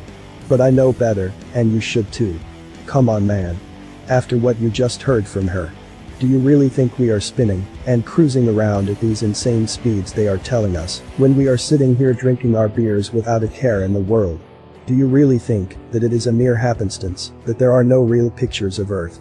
We both know that the helio-nonsensical model is an insult to the intelligence of any skeptic with an open mind. But even if you are right, or dare I say we, in this case, what could we possibly do about it? We are just two guys drinking our sorrows away in a depressing pub. How could we change the world, you and I? William removed his glasses and placed them right in front of him on the table.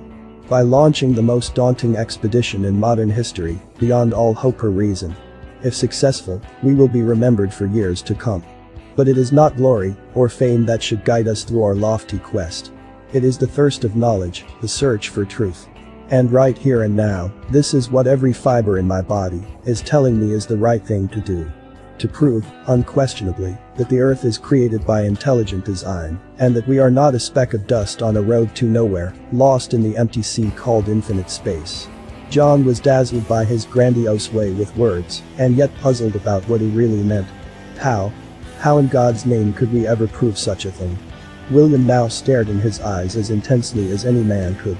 He's dead serious about this. It's as if he is trying to pierce through my soul, hoping that I will be on board with this. I have decided to hire a crew, which will be the cream of the crop, handpicked for this expedition. I have yet to decide how exactly they will be selected, or how many I want involved, later with that. And I will make use of the very best material and mechanics that I know of. I will bring them all down there, as we head south. Where's south? As far south as south goes. John suddenly understood, and it sent a cold shiver down his spine. Oh my God. You want to head down to Antarctica? Yes. The winter period down there starts in June, so we better hurry, unless you fancy finding yourself in the midst of snowstorms, at temperatures of -60 degrees Celsius or worse. We are in mid-January now. I have something that most other like-minded folks lack. Money, time, and fighting spirit. I offer you and the world all three. The expedition needs to be underway in a few weeks from now, or, at the latest, 2 or 3 months from this day onwards. So, John, the only thing I ask you is this. I know what you will ask of me. Will you accompany me on this journey of a lifetime? The potentially most important expedition ever taken, as well as the most treacherous one. Given the satanic powers we are likely to face, if this indeed is the deception of an age, which I predict it is, you can guess that it will be no easy task for us down there, not to mention the other devilry in store for us down there, like the treacherous weather. John stuttered. He could not speak a word.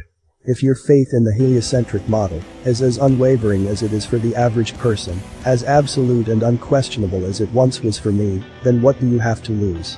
Come with me, and I promise you that we will find out if your devout belief system that you have cherished and lived by your entire life matches reality.